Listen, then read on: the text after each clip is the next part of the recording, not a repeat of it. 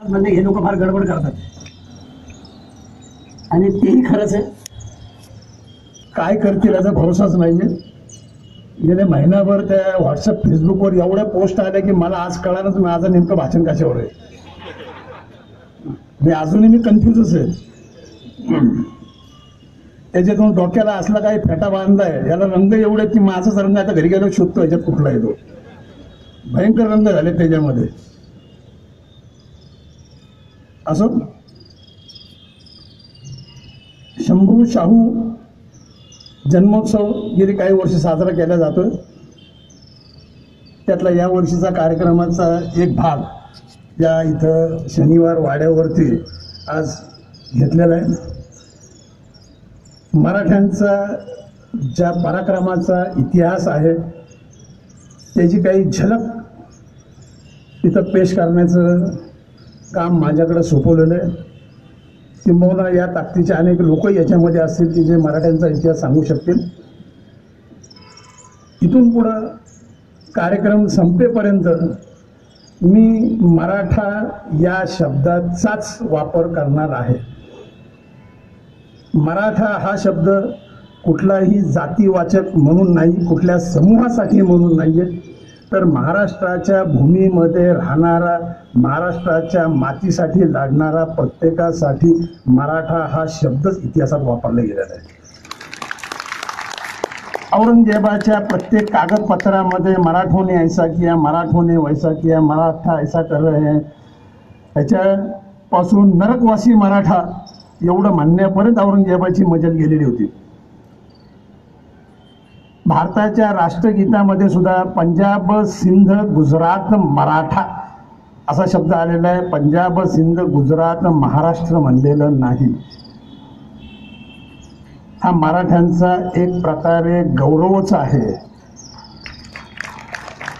आता जर मराठा या शब्दावरती कोणाचं ऑब्जेक्शन असेल तर त्यांनी औरंगजेबाला जाऊन भेटावं. पत्ता मी देतो, जवळ येत ना.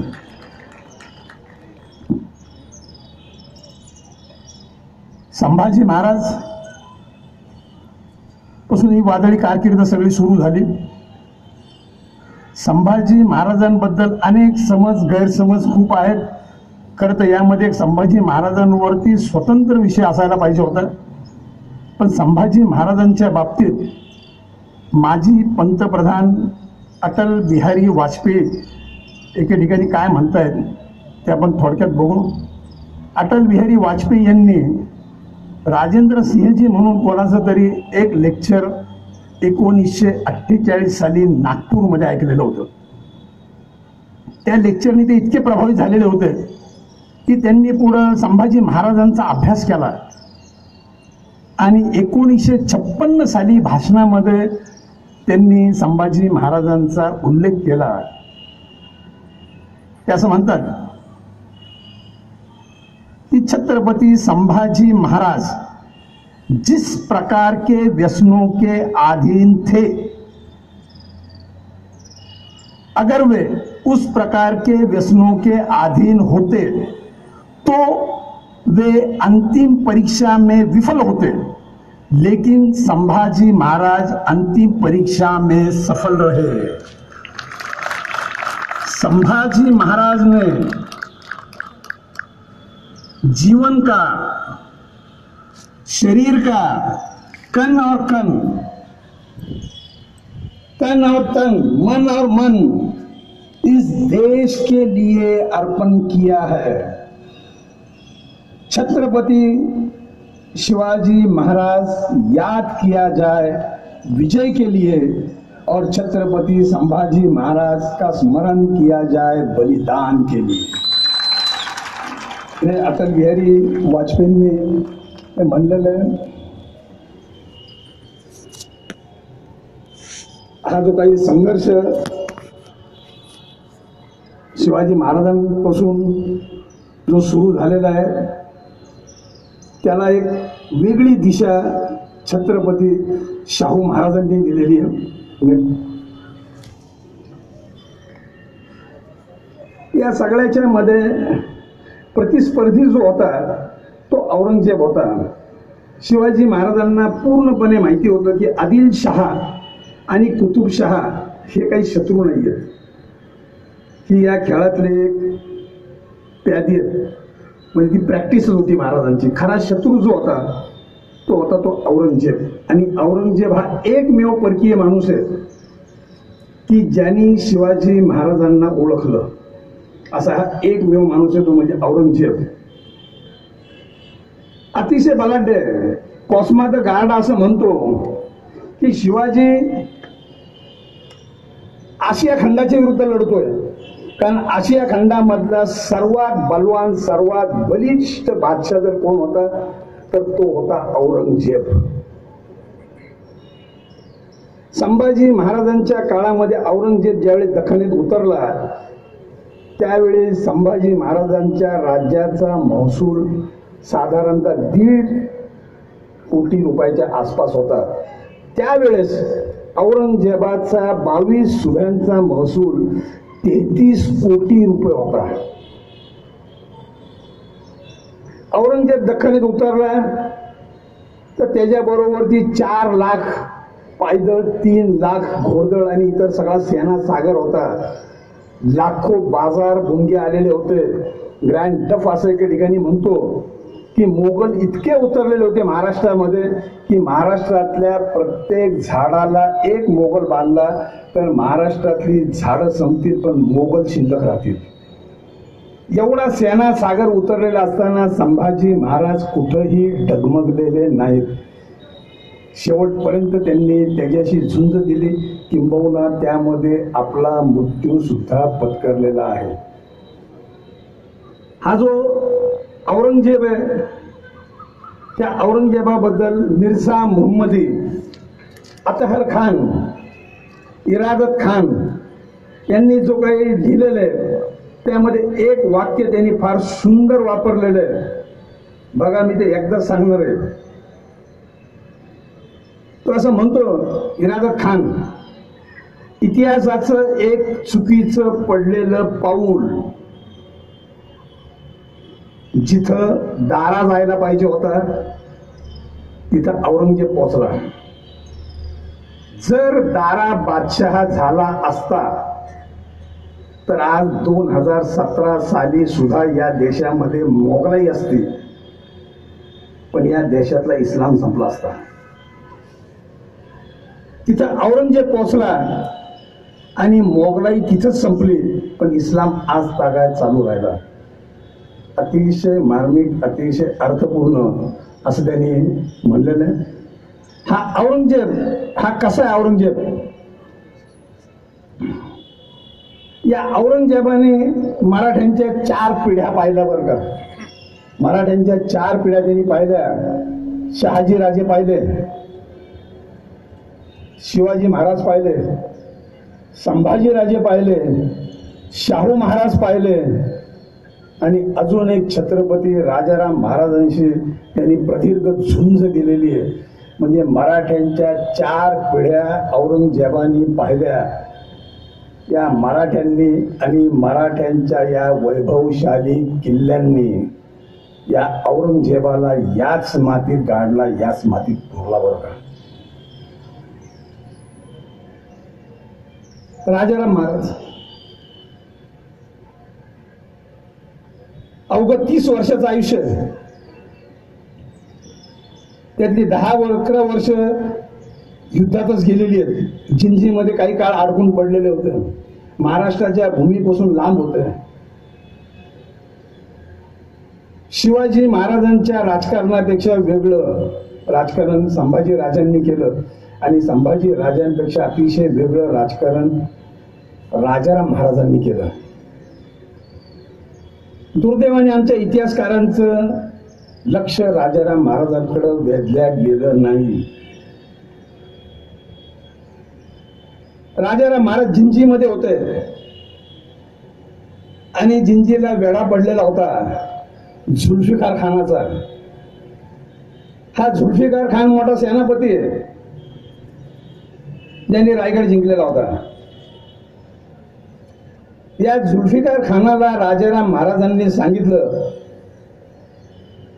तुझा मालक म्हातारा आहे, आज नाही तर उद्या मरलच ते. ह्या पोरांच्या भांडणात तुझी वाट लागेल. तू हैदराबाद ताब्यात घे, आम्ही तुला मदत करू, आम्ही तुला त्रास देणार नाही. म्हणजे तुरुंगाच्या आतमध्ये असलेला कैदी त्या जेलरनी कसं वागावं ह्याच्या सूचना देत होता बरं का. आणि त्या सगळ्या सूचना जुल्फिकार खानाला मान्य कराव्या लागत होत्या. किंबहुना जुल्फिकार खान इतका अधीन गेलेला होता की औरंगजेबाकडनं नवीन नवीन सेनापती यायचे युद्धासाठी, जिंकण्यासाठी. आणि ज्या काही सगळ्या बैठका व्हायच्या, कुणी कुठून हल्ला करायचा, कुणी कुठून हल्ला करायचा, या सगळ्या बातम्या जुल्फिकार खान आतमध्ये राजाराम महाराजांना पोहोचवायचा बरं का. की आम्ही उद्या तिकडनं हल्ला करणार आहोत, आम्ही इकडनं हल्ला करणार आहोत. आणि ते सगळे हल्ले फेल जायचे. या सगळ्यावरती लक्ष ठेवण्यासाठी औरंगजेब बादशाहने आपला एक मुलगा मोहम्मद कामबख्श याला पाठवलेलं होतं. ते कामबख्श जे औरंगजेबाचा मुलगा आहे, हा जरा आगावच आहे, डॅशिंगच आहे. आला तिथं. त्या प्रवासामध्ये तो हत्तीवर बसायचा. त्याच्या बरोबर त्याला घेऊन जाण्यासाठी असद खान होता, या जुल्फिकार खानाचा बाप. युवराज शहाजादा हत्तीवर बसला की असद खानाला हत्तीवर बसावं लागायचं. हा मध्येच उतरायचा, घोड्यावर बसायचा. त्या असद खानाला पण उतरून घोड्यावर बसायला लागायचं. तो मध्येच उतरून चालायला लागायचा. असद खानाला पण चालायला 82 वय असद खानाचं. त्याची पण हाडं खिळखिळी करून टाकली त्यांनी तिथं जाईपर्यंत. ते असद खान कावलेलंच होतं त्याच्यावर. आणि तिथं गेल्यावर एक दिवस अफवा सुटली, औरंगजेब मेला. त्या दिवशी रात्री हा मोहम्मद कामबख्श आपलं सगळं चंबू गबाळ आवरलं आणि राजाराम महाराजाकडे आश्रय घ्यायला तो किल्ल्यातच निघाला. त्या असद खानाने थोपवलं, ऐका ना तो, म्हणून आपल्या मुलाला जुल्फिकार खानाला बोलून घेतलं. आणि या बाप लेकांनी त्याला समजून सांगितलं, त्याने ऐकलं नाही. मग त्याला अटक केली. ही अटक पुढं फार महागात पडली.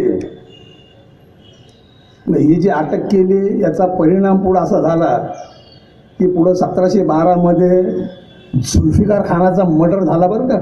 20 वर्ष अगोदर तू याला अटक केलं होतं म्हणून. एखाद्या बादशाचा युवराज फोडणं, एखाद्या बादशाचा शहजादा फोडणं, ते एवढं मोठं मुत्सद्दीगिरीचं राजकारण राजाराम महाराजांनी केलं, हे असामान्य गोष्ट आहे बरं का. जुल्फिकार खानासारख्याला नादी लावणं ही दुसरी असामान्य गोष्ट आहे. आणि त्या 8 वर्षामध्ये जिंजीच्या वेढ्यामध्ये जे काही राजकारण राजाराम महाराजांनी केलं त्याला तोड नाहीये बरं का.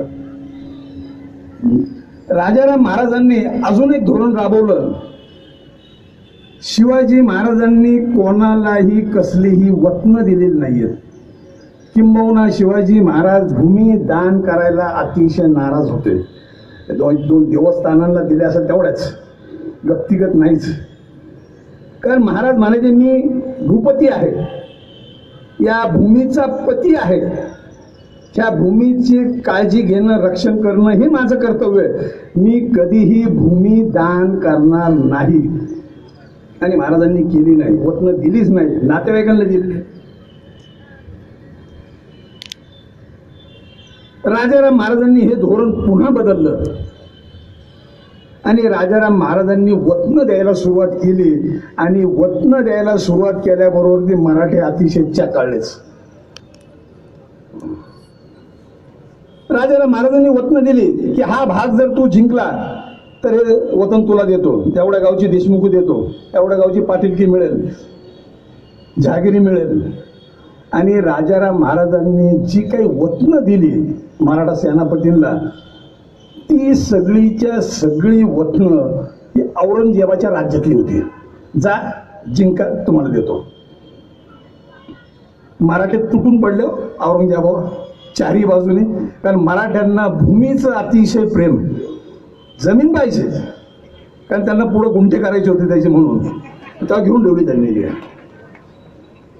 ह्या पॉलिसीमुळे मराठ्यांनी इतकं काही प्रचंड पराक्रम केला बऱ्याच वेळा असं व्हायचं की ती द्यायची, ती जिंकायची, तोपर्यंत दुसरं राज्य आलेलं असेल तर खूप ट्रान्सफर व्हायचे आणि त्यामुळं संघर्ष हा सतत चालू राहिला. त्यांच्या काळात एक अद्भुत व्यक्तिमत्व झालं, ते म्हणजे संताजी घोरपडे, इतिहासामधला एक अद्वितीय मराठा योद्धा, उत्तम सेनापती, ज्यांनी शिवाजी महाराजांना पाहिलंय. शिवाजी महाराजांच्या तालमीत धनाजी आणि हा तयार झालेला आहे. जालन्याच्या लुटीमध्ये होता, गडबड, झुंजार होता म्हणून गडबड. जालना लुटल्यानंतर मागणं मोगलांचं सैन्य होतं, त्याच्या पिछाडीवरती आला आणि मोगलांवरती हल्ला केल्यामुळं तो हल्ला इतका जबरदस्त मोगलांनी केला की शिवाजी महाराज त्यात अडकले असते. पण या भरजी नायकांनी ह्यांनी एका आड वाटेने महाराजांना त्या भाऊगर्दीतनं बाहेर काढलं आणि पट्टा किल्ल्यावरती नेलं. महाराज याच्यावरती एवढे रागवले की महाराजांनी याला दरबार माना केला, दरबार द्यायचं नाही म्हणून सांगितलं. येऊ नको म्हणले, तो इथं भयंकर गडबड करतो. संभाजी महाराज अटकेत पडले आणि पुढं पुन्हा एकदा संताजीची कारकीर्द बहरली आणि त्या संताजींनी या देशामध्ये, त्या धनाजींनी या देशामध्ये एक इतिहासच घडवला. आंध्र प्रदेशातल्या अनंतपूर जिल्ह्यामध्ये खूप किल्ले आहेत. त्यातला एक अतिशय सुंदर किल्ला म्हणजे हा रत्नागिरी. या किल्ल्याच्या परिसरात संताजींनी प्रचंड पराक्रम केलेला आहे. हा महाराजांच्या ताब्यात हा किल्ला होताच. नेक्स्ट, ही त्याच्या दरवाज्याची पहिली भिंत आपल्याला दिसते, 6 फूट जाडीची विटाचा थर आहे बरं का हा. आणि याच्या आतमधनं उत्तम असं दगडाचं प्लॅस्टर केलं, म्हणजे दगडाची भिंत त्यांनी आतून लावलेली, एक लेअर दगडाचा आहे. नेक्स्ट, त्याच्या पायऱ्या अतिशय सुंदर पायऱ्या बरं का, प्रचंड देखणा असा हा किल्ला आहे. या परिसरामध्ये संताजींनी खूप धुमाकूळ घातला. या सगळ्या भागामध्ये संताजी धनाजी पाठीवरती मोगल घेऊन फिरायचे. म्हणजे मोगलांना पळवायचं किती, मर्यादा काय, 2-2 हजार किलोमीटर मोगलांना पळवलं बरं का पाठीमागं. थांबले मोगल, कंटाळले की पुन्हा यायचं, टप्पल मारायची, चल मारायचं मागं आणि पुढं पळवायचं. जुल्फिकार खान आणि अशा काही सेनापतींना एका जागेवर टिकूनच दिलं नाही. हो, टिकूनच दिलं नाही त्यांनी. काम नाही, नुसतं उठायचं पाठलाग करायचं, लढाई नाही, भिडाई नाही, काही नाही. या रत्नागिरी या परिसरामध्ये तर खूप घुमवलं त्यांनी त्यांना. हा संताजी सुरतेवर स्वारी करायला निघाला, सुरतेवरती. आणि सुरतेमध्ये बॉम्ब झाली. शिवाजी महाराज परवडले पण संताजी परवडत नाही. औरंगजेबाने लिहून ठेवलंय, शिवा परवडला, संभा परवडला, पण संता परवडत नाही. जो जाईल तो मार खातो. 12 मोठे सेनापती मारले आणि इतरांची तर गंतीच नाही, किती लोकांचे अपमान, काय इन्सल्ट झाले. शिवाजी महाराजांच्या मधले काही गुण त्यांनी उचललेले होते बरं का, आणि काही गुण धनाजींनी उचललेले होते. त्यातला एक महत्वाचा गुण होता संताजीकडं, की पूर्ण सैन्यामध्ये कधीही बायका ठेवायच्या नाहीत. नशीब त्या काळात 30% आरक्षण नव्हतं. त्यामुळे मुवमेंट इतक्या फास्ट होत्या, अतिशय फास्ट मुवमेंट होत्या. आणि हा संताजी सुरत लुटायला निघाला. सुरतचं वाटूळ, चारही बाजूने मोगलांचं सैन्य सगळं सुरतमध्ये दाखल झालं. दाखल व्हायला सुरुवात झाली आणि संताजी रस्त्यातनं काय फकीर असतो, रस्ता बदलला, नंदुरबारवर घुसला. नंदुरबारचं गाव या टेकडीच्या पलीकडं, ही तटबंदीची आता काही भाग शिल्लक राहिलेल्या, वरती दरवाजेचे काही अवशेष शिल्लक आहेत. याच्या आतमध्ये इखलास खान नावाचा एक खान होता. संताजी येऊन धडकला तिथं. त्यांनी लुटूपुटूची लढाई केली आणि किल्ल्यात पळाला आणि दरवाजा बंद करून टाकला. आतले लोक म्हणले, एवढा शूर तू इखलास, काय भेटतो संताजीला. ते बी जरा फुगलं, म्हणलं करतो की लढाई. आला बाहेर संताजी लढायला. आता संताजीच तो एका झपाट्यात त्याला पकडला आणि दिला आतमध्ये टाकून. तर तो म्हणला बघ काय म्हणणं आहे तुमचं, 3 लाख रुपये देतो सोडतो.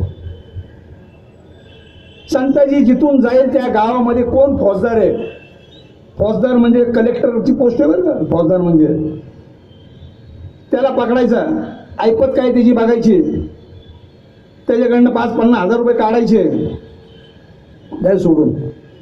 2-4 केसेस तर अशा आहेत की तुम्हाला पैसे नाही तर यांनी त्याचं घरदार लिहून घेतलं, ते जाऊन तिथं विकलं, त्याच्या गावात जाऊन पैसे मिळाल्याची पोच आल्यावर याला इकडं सन्मानाने सोडला. ते म्हणलं पैसे नाही माझ्याकडे, करा काय करायचं करा. ते इब्लिसच होतो जरा इखलास खान. आता करायचं काय, हा पैसे बी नाही म्हणतो, मोगलांच्या हालचाली वाढलेल्या, नंदुरबार सोडायची वेळ जवळ आली. आता ते म्हणले याला पण घ्यायचा ना, आणि मग घाबरला तो. हे काय मराठीचं बेभरोशी काम आहे, कुठं नेत्याला नाही, नेत्या रस्त्यात मारून टाकतील आपल्याला. तो म्हणला मला सोडा, पैसे पाहिजेत म्हणले. थांबा म्हणला.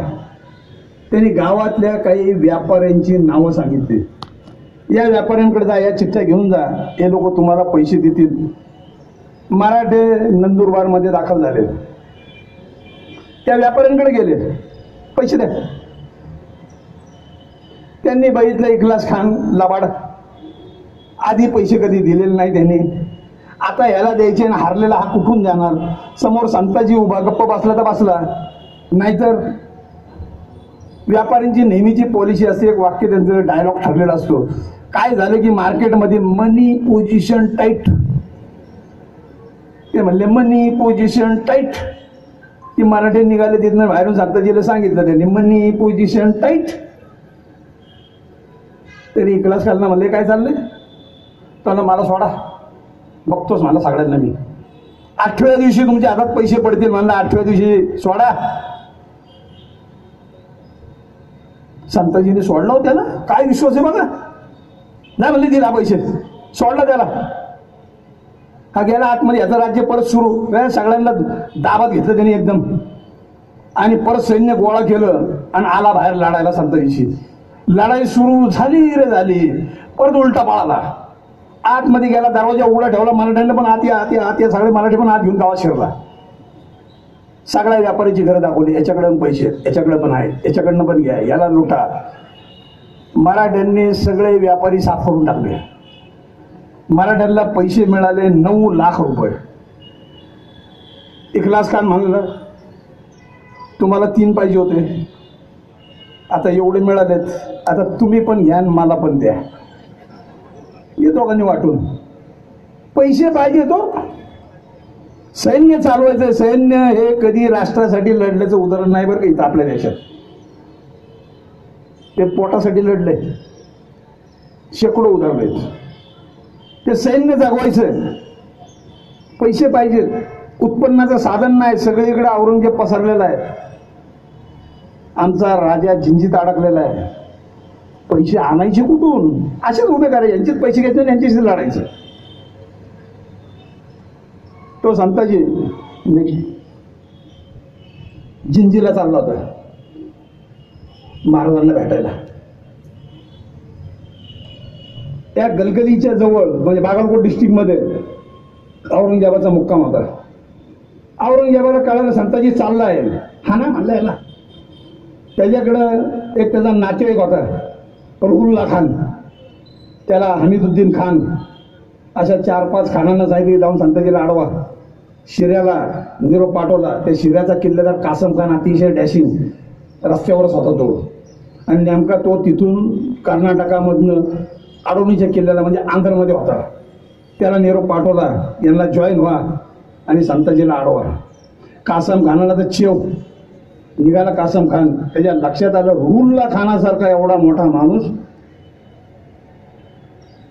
प्रत्यक्षात औरंगजेबाचाच तो नातेवाईक तो येतोय म्हणल्यानंतर आपल्याला त्याची सरबराही करायला पाहिजे.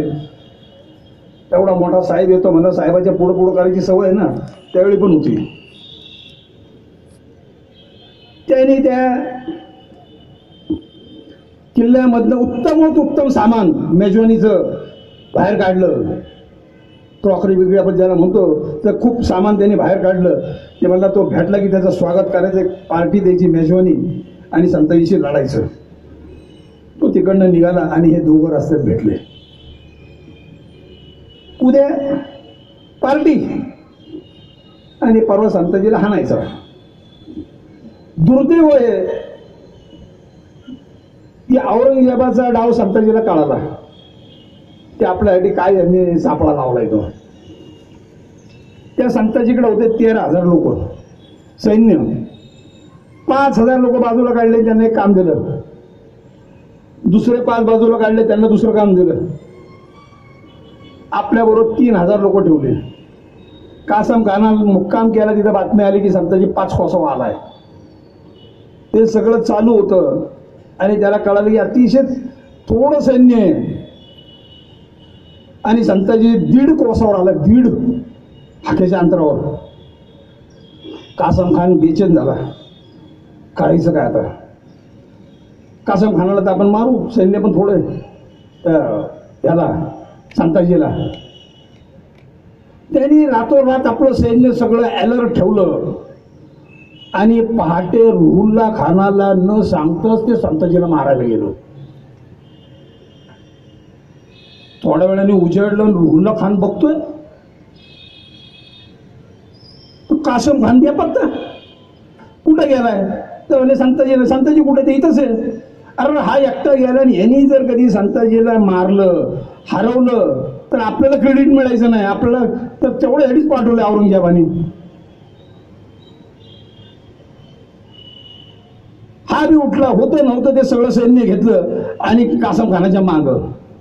संताजी 3,000 सैन्य घेऊन उभा. समोर कासम खान, त्याला येऊन रुहुल्ला खान. सगळं सैन्य जॉईन झाले. 7,000 ते लोक, हे 3,000 आणि लढाई सुरू झाली. 10-20 मिनिटांमध्ये संताजी हारला. संताजी पळायला लागला. संताजी पळाला. पहिल्यांदा घटना घडली या भारतात की संताजी पळाला. संताजी पुढं मराठे, पुढं मोगल, माग मराठे, पुढं मोगल, माग. 8-10 कोस लांब नेलं संताजीने त्यांना. लई चकाळलेले होते. संताजी थांबला. कासम खानाला, रुहुल्ला खानाला समजायला संताजी का थांबला. तिथं 5,000 फ्रेश सैन्य ठेवलेलं होतं. त्यांना म्हणलं घ्या तुमचं गिराईक. तिकडे जे 5,000 होते त्यांनी जाऊन अख्खा गोट लुटून टाकला. कारण तिथून सगळं सैन्य बाहेर पडलं. बाजारबंदीच होती तिथं त्या गावात जिथं तंबू लागलेले होते. त्यांनी एवढी साफसफाई केली की त्यांनी त्याचं वर्णन असं केलं की सुतळीचा 1 तोडा सुद्धा मराठ्यांनी शिल्लक ठेवला नाही हो. ती बातमी तिथनं कासम खानाला आली. गोट कुठला तुमचं आणलेलं होतं नव्हतं सगळं लुटून नेलं संताजीने. त्याला समजा तिकडं संताजी, इथं संताजी का, इथं संताजी काय. मार खाल्ला त्याने. पळाला गोट सांभाळायला म्हणून. सगळं मोगल सैन्य पळालं आणि रात्री मुक्काम केला. ते मोगलांचं सैन्य जे काय होतं जागेवर स्टेडी होतं. घोड्यावर बसून होते. कधी येतील मराठे, कधी येईल संताजी. सकाळ झाली आणि तिन्ही बाजूने घेरलेल्या बघितलं ते चौथीकडे पळाले आणि ते या दोड्डेरी नावाच्या गडीजवळ आले. ही चित्रदुर्ग जिल्ह्यामधली चलकेरी दोड्डेरी ज्याला म्हणतात ती ही दोड्डेरी गडी आहे. शनिवारवाड्याच्या भिंती एवढी उंची आहे त्याची. 300-400 लोक आतमध्ये, 400-500 लोक राहू शकते, 500-600. त्याच्या दारामध्ये 7,000 लोक येऊन धडकले. आतमध्ये वॉर्निंग दिले उघडा. तर आणलं नाही उघडणार. मोगलांचाच किल्लेदार काय तिकडे संताजी दिसतोय म्हणलं तुम्हाला कोण आत घेणार. किल्ल्यात पाणी नाहीये. पाण्याचा तलाव बाहेर. तलाव मध्ये मोगलांचं सैन्य आणि ती गडी आणि तलावाच्या पलीकडं संताजीची लोक येऊन उभी राहिली. हाणामारी नाही, काय नाही, काय नाही. एक बाण मारला नाही, तलवारीचा खणखणाट नाही, बंदुकीच्या गोळ्या नाही, काय नाही. सगळं शांततेत. कासम खान अडकला. ही आनंदाची बातमी चित्रदुर्गच्या भैरप्पाला कळाली. ते लय खुश, लय राग त्याचा कासम खानावर. त्यांनी आपले 10,000 कर्नाटकी सैन्य बंदुकी घेऊन संताजीच्या मदतीला म्हणजे प्रामुख्याने कासम खानाला मारायला पाठवले. का म्हणला ते कर्नाटकातले काळे सैन्य त्याचं वर्णन त्यांनी केलं की काळे ढगच्या ढग यायला लागले बंदुकी झाडत. ते 10,000 ही लोक ती सगळे आले. संताजीने त्यांना सगळ्या सांगितलं काय का कोणी करायचं का बसा म्हणला. यांची चलबिचल झाली मोगलांची. खायचं प्यायचं सगळेच वांदे. आतले लोक दरवाजे उघडत नाहीत. शेवटी यांनी एक मिटिंग घेऊन असं ठरलं आणि त्यांनी किल्लेदाराला निरोप पाठवला, आम्ही उद्या संताजीशी लढतोय. आमच्याकडे थोडंफार शिल्लक आहे तेवढं किल्ल्यात ठेवा, मग हे लुटलं जायला नको. म्हणजे आम्ही लढतोय आम्ही हारतोय संताजी लुटेल तर ते त्याच्या ताब्यात पडायला नको, हे तुम्ही आत ठेवा. उद्या सकाळी लढणार. सकाळ उजाडली. सगळं सैन्य उठून बघतंय. एकही सेनापती जागेवर नाही. सगळेचे सगळे पैसे पाणी घेऊन आतमध्ये. फक्त सैन्य.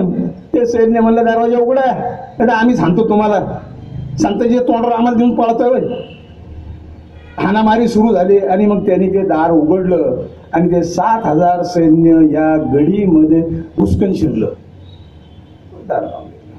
आता संताजी तलावाच्या त्या बाजूचा संताजी या बाजूला येऊन बसला. भैरप्पाचं सैन्य तिकडनं येऊन बसलं जवळ. ते सगळे आतमध्ये. 500-600 लोकांची खायची प्यायची सोय. ती 7,000 ऍडिशनल शिरली. दुसऱ्या दिवशी धान्य संपलं. घरावरती जे गवताचे झाप टाकलेले होते ते घोड्यांनी खाऊन टाकले. त्याने वर्णन केलंय की भुकेमुळं मागचं घोडं पुढच्या घोड्याचं शेपूट गवत म्हणून चावायला लागलं. हालच. आणि मोगलांचं सैन्य त्या बुरुजांवरती येऊन उभं राहिलं चारी बाजूने. आणि खालनं मराठ्यांमध्ये काही लोक असं खायचं सामान घेऊन जायचे त्याला दाखवायचे.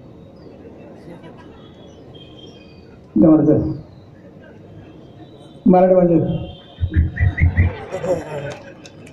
अक्षरशः वरनं पैसे टाकायचे आणि खालनं त्या पुरचुंडीमध्ये तांदूळ फिंदूळ खायचं सामान बांधून द्यायचं आणि दोरीने ते वर ओढून घ्यायचं. या गडीच्या चारी बाजूने तो खेळ चालला होता बरं का. औरंगजेबाच्या एवढ्या मोठ्या सेनापतीचा, औरंगजेबाचा एवढा मोठा अपमान इतिहासामध्ये कोणी केला नाही तो संताजी या मराठ्यांनी केला बरं. अतिशय सुंदर प्लॉट आहे हा. त्याच्यावरती सिनेमा निघेल, नाटक निघेल, एखादा पोवाडा पण होईल दादा. पण या अख्ख्या सगळ्या प्लॉट मध्ये बाई नाहीये कुठं नाचायला. सिनेमा कसा काढणार तुम्ही? जोपर्यंत बाई नाचत नाही तोपर्यंत मराठ्याला सिनेमा आवडत नाही. कारण बाई नाचली फेटा उडवल्याशिवाय काय त्याला खरं वाटत नाही सिनेमा चाललाय म्हणून. संताजींनी अभूतपूर्व पराक्रम केलाय बरं का. 2 दिवसांनी संताजी सगळं बंद करून टाकलं. बंद म्हणलं. आतमधलं एक शिष्टमंडळ आलं भेटायला. 7-8 लोक होती, 9 लोक. संताजीला भेटले. त्यांना चुकलंय आमचं, माफ करा. धर्मवाट द्या, धर्मवाट. त्याला काहीच इंजिन जायचे. 3 लाख रुपये द्या म्हणला. चल सोडतो मग. ते निघाले. त्या 7-8 लोकांमध्ये एक दक्षिणेकडचा मुसलमान होते, बरेचसे उत्तरेकडचे होते औरंगजेबाकडनं आलेले. ते आलं मागच्या दाराने गपचूप संताजीला भेटलं आणि संताजीला म्हणाला 1-1 लाख काय मागताय? 3 लाख. ते एवढे पैसेवाले प्रत्येक जण 1-1 लाख देईल असं. द्या मला इकडे. किती जण? 9 जण. 9 लाख द्या. चला आता 3 लाख द्यायला त्याने 9 लाख मागितले. गेले ते बोंब मारत आतमध्ये. दुसऱ्या दिवशी अजून टाईट. तिसऱ्या दिवशी काय घटना घडली माहित नाही, पण आतमध्ये कासम खान मेला. त्या कासम खानाला अफूचं व्यसन होतं. त्याला अफू मिळाली नाही का संताजीच्या नादात ओव्हरडोस घेतला माहित नाही, पण तो मेला विचारात. झाले आतमध्ये हवास्तंभ. परत शिष्टमंडळ आलं भेटायला की सोडा आम्हाला, दुर्दैवांचं कासम खान गेलाय, आम्ही काय लढू शकत नाही. संताजी म्हणला आता नाही सोडणार. आता मी सांगत त्या अटीवर तुम्हाला जायला लागेल. म्हणजे मी झडती घेऊन तुम्हाला सोडणार नाही होय करता करता ते तयार झाले मरण्यापेक्षा उपाशी. आणि मग किल्ल्याच्या गडीचं दार उघडण्यात आलं. समोर मराठे यायचे सगळे उभे होते, आतून सैनिकांनी बाहेर यायचं. यांनी झडती घ्यायची, जे काय अंगावर असेल ते काढून घ्यायचं. शर्ट कधी पाहिजे शर्ट घ्यायची, तुमान पाहिजे तुमान काढून घ्यायची. आणि त्याला उघडा नेऊन तिथं आपल्या तंबूंमध्ये बसवायचं. बस त्या मैदानात नेऊन बसवला. सगळ्यांची झडती घेतली सेनापतींसकट आणि सगळी गडी खाली केली. संताजीला या छाप्यामध्ये किती पैसे मिळावेत तर ते मिळाले 65 लाख रुपये. हे उघडं नागडं सैन्य बसलेलं तिथं. हे परतीला पाठवून त्या रस्त्याने कुणी मारणार बरं का. हारलेलं सैन्य चाललं की लोक लय मारायचे त्यांना, पण हे सगळे जाताना लय त्रास द्यायचे. आपल्या पानिपतवरून येताना लोकांना पण मारले बरं रस्त्यात, काळजी घेऊ, हसू नका त्याच्यावर. कुठलंही हारलेलं सैन्य जाताना सैनिक लोक मारायचीच त्यांना. आता हे जर असे गेले तर रस्त्यात लई तुडवतील यांना, हे संताजीला माहिती होतं. म्हणून संताजींनी त्या मोगलांच्या सैन्याला आपली 500 लोक गार्ड म्हणून दिले आणि त्यांना नेऊन औरंगजेबाच्या छावणीच्या अलीकडे एका किल्ल्याच्या जवळ सोडलं. जा म्हणलं आता तुमचं तुम्ही. आणि तिथनं परत आले. म्हणजे बघा संताजी तेवढा मोठ्या माणूस आहे. अभूतपूर्व पराक्रम संताजींनी केलेला आहे. नेक्स्ट, राजाराम महाराजांचा मृत्यू सिंहगडावरती झाला आणि राजकारण बदललं बरं का. 3 तारखेला 3 मार्च 1700ला राजाराम महाराजांचा मृत्यू झाला आणि ताराराणी साहेबांनी सूत्र हातात घेतली. नेक्स्ट, ताराराणी साहेबांनी सूत्र हातात घेतली. त्यांच्या मुलाचं नाव होतं शिवाजी, राजारामाच्या. संभाजीराजांच्या पण मुलाचं नाव होतं शिवाजी, ते शाहू म्हणून प्रसिद्ध झाले. ताराराणीचं म्हणणं असं होतं की माझ्या मुलामध्ये पण माझ्या सासऱ्याचे गुण उतरलेले, एवढं शूर येतो, पण त्याचं नाव त्यांनी शिवाजीच ठेवलेलं होतं. औरंगजेबाला एक पत्र लिहिलं की माझा मुलगा आणि मी जे आता आमच्याकडे काही किल्ले थोडंफार शिल्लक आहे तेवढं घेऊन आम्ही समाधानाने राहू, पण युद्ध थांबवा. औरंगजेब म्हणला नाही, तुम्हाला आमच्या कैदी द्यायला लागेल, सगळे किल्ले सोडावे लागतील. ताराराणी म्हणजे नाही. औरंगजेबाला किल्ल्याचं फार प्रेम. शिवाजी महाराजांच्या नंतर जर किल्ल्यांवर खरं प्रेम कुणी केलं असेल तर ते औरंगजेबाने केलं बरं का. औरंगजेबा इतके किल्ले महाराष्ट्रातले दुसरं कोणी पाहिले नसतील बरं का. किल्ल्यांपर्यंत पोहोचले नसेल कोणी. आणि ताराराणीने युद्ध करायचं ठरवलं. व्यवस्थित सल्ला मसलत, व्यवस्थित प्लॅनिंग. औरंगजेबाने सगळे किल्ले जिंकून टाकायचे. एखाद्या किल्ल्यावरती 200, 250, 300 लई झाले तर 400 लोक. त्या 400 लोक असलेल्या डोंगरी किल्ला घेण्यासाठी मोगलांना खाली 5-5 हजार लोक बसवायला लागायचे. ही जी 5-5 हजार लोक बसतायत त्याचा परिणाम असा झाला की महाराष्ट्रापासून पार कर्नाटक, तमिळनाडू पर्यंत औरंगजेबाचं सैन्य डिवाइड करून टाकलं त्या बाईंनी एका दिवसात. की औरंगजेब कुठेही एका ठिकाणी कॉन्सन्ट्रेट करू शकणार नाही. सैन्य सगळीकडे डिवाइड करून टाकलं. 200 लोकांसाठी 2-4 हजार, 5,000 लोक. तर खालनं वर हल्ला करणं मुश्किल आणि मराठे वरनं गंमत लागायचे. कवा जायचं, जाऊ उद्या. युद्धाची सूत्रच मराठ्यांच्या हातात. त्या दऱ्याखोऱ्यांमध्ये औरंगजेबाचं सैन्य पोचू शकत नव्हतं. जेव्हा मराठे बाहेर येतील लढतील त्याची लढाई, पळून गेले की संपलं. त्यामुळं 24 तास मोगलांना अलर्ट राहावं लागत होतं. 24 तास हे कधीही येतील. आणि मग काय किल्ल्यावर गडबड झाली, कमी पडलं, तुटफूट झाली, पैसे संपले, काय झालं की तो किल्लेदार खालच्या सेनापतीशी बोलायचा आणि त्या बार्गनिंग व्हायचं आणि किल्ला विकून टाकायचं. घेऊन टाकतो बा झाला कंटाळलो. 5-25 हजारापासून 2-2 लाखापर्यंत किल्ल्यांचे सौदे मराठ्यांनी केले. बरं किल्ले विकले. औरंगजेबाने निव्वळ त्याच्या सैन्याने युद्ध करून जिंकलेला एकच किल्ला आहे आणि तो म्हणजे तोरणा. आणि त्याला सुद्धा तोरण्याच्या पायथ्याच्या त्या भूप वगैरे मंडळींनी आपल्या सहकार्य केलं म्हणून तो तसा किल्ला जिंकायला लागला. बघा बाकीचे सगळे किल्ले काही ना काहीतरी देवाणघेवाणीतूनच गेलेले. मराठी किल्लाच विकून टाकायचे. मग तिथे किल्लेदार नेमला जायचा. तो किल्लेदार सगळी डागडुजी करायचा. धन धान्य काय असं ते सगळं साठवून ठेवायचं. सगळी व्यवस्था लावायची. पावसाळा संपला की कुठून तरी एका रात्रीत मराठे 5-50 लोक चढून यायचे. बडो बडो बाडवायचं मोगलांना, हुसकून लावायचं सगळ्यांना. किल्ला ताब्यात घ्यायचा. वर्षभराची बिदगी आहेच तिथं सगळं ते. आणि पुन्हा काय झाले, किल्ला विकायला मोकळे. करणार काय, पैसे आणायचे कुठून? पैसे कुठून आणायचे? काय धोरण आहे ते ताराणीच्या काळातलं, अप्रतिम धोरण. पैसे तर पाहिजे सैन्यासाठी.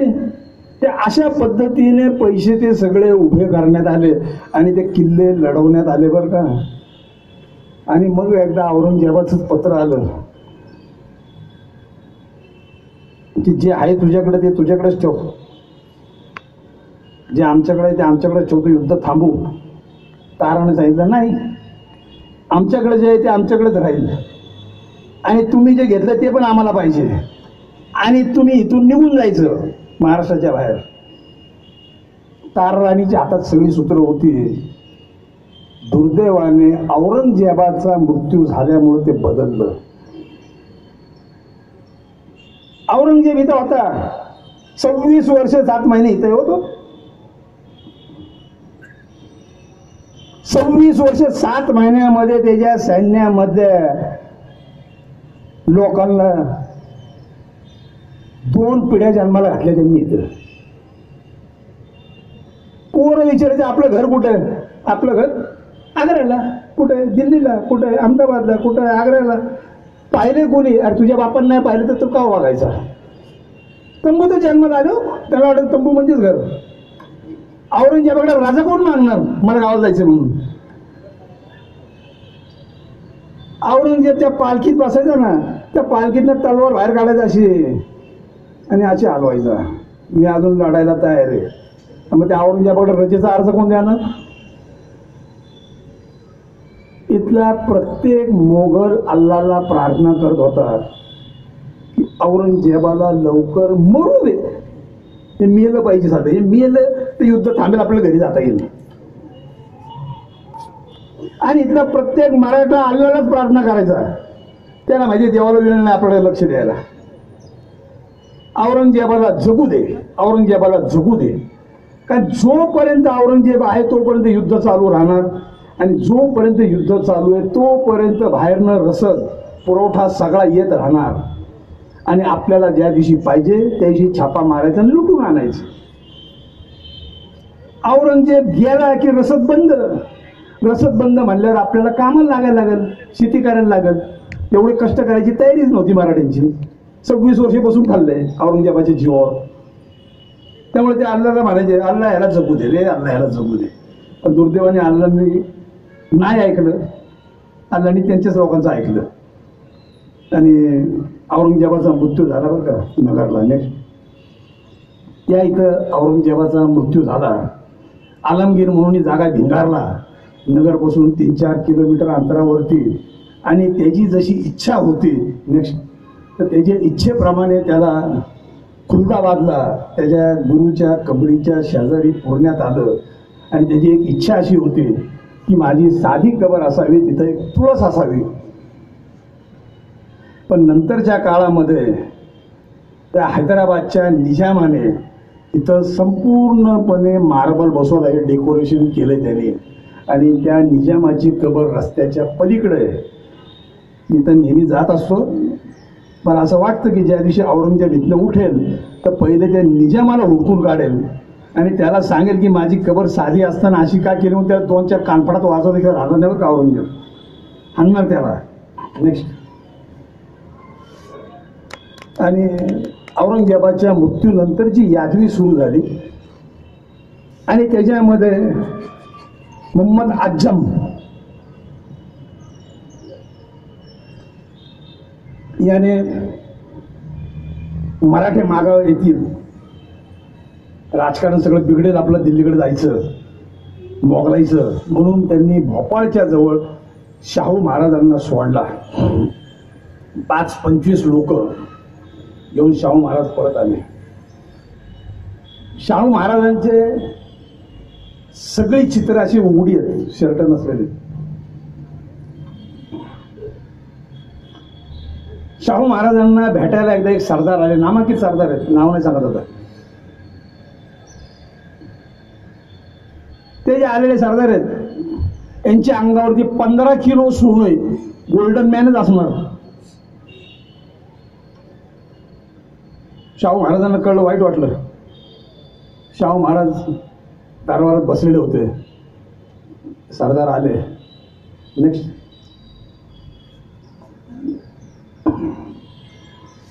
शाहू महाराजांनी त्यांना सांगितलं, पुरुषाचा पराक्रम हा त्याचा दागिना आहे, वेगळे दागिने पुरुषांनी घालायची गरज नाही. बरोबर.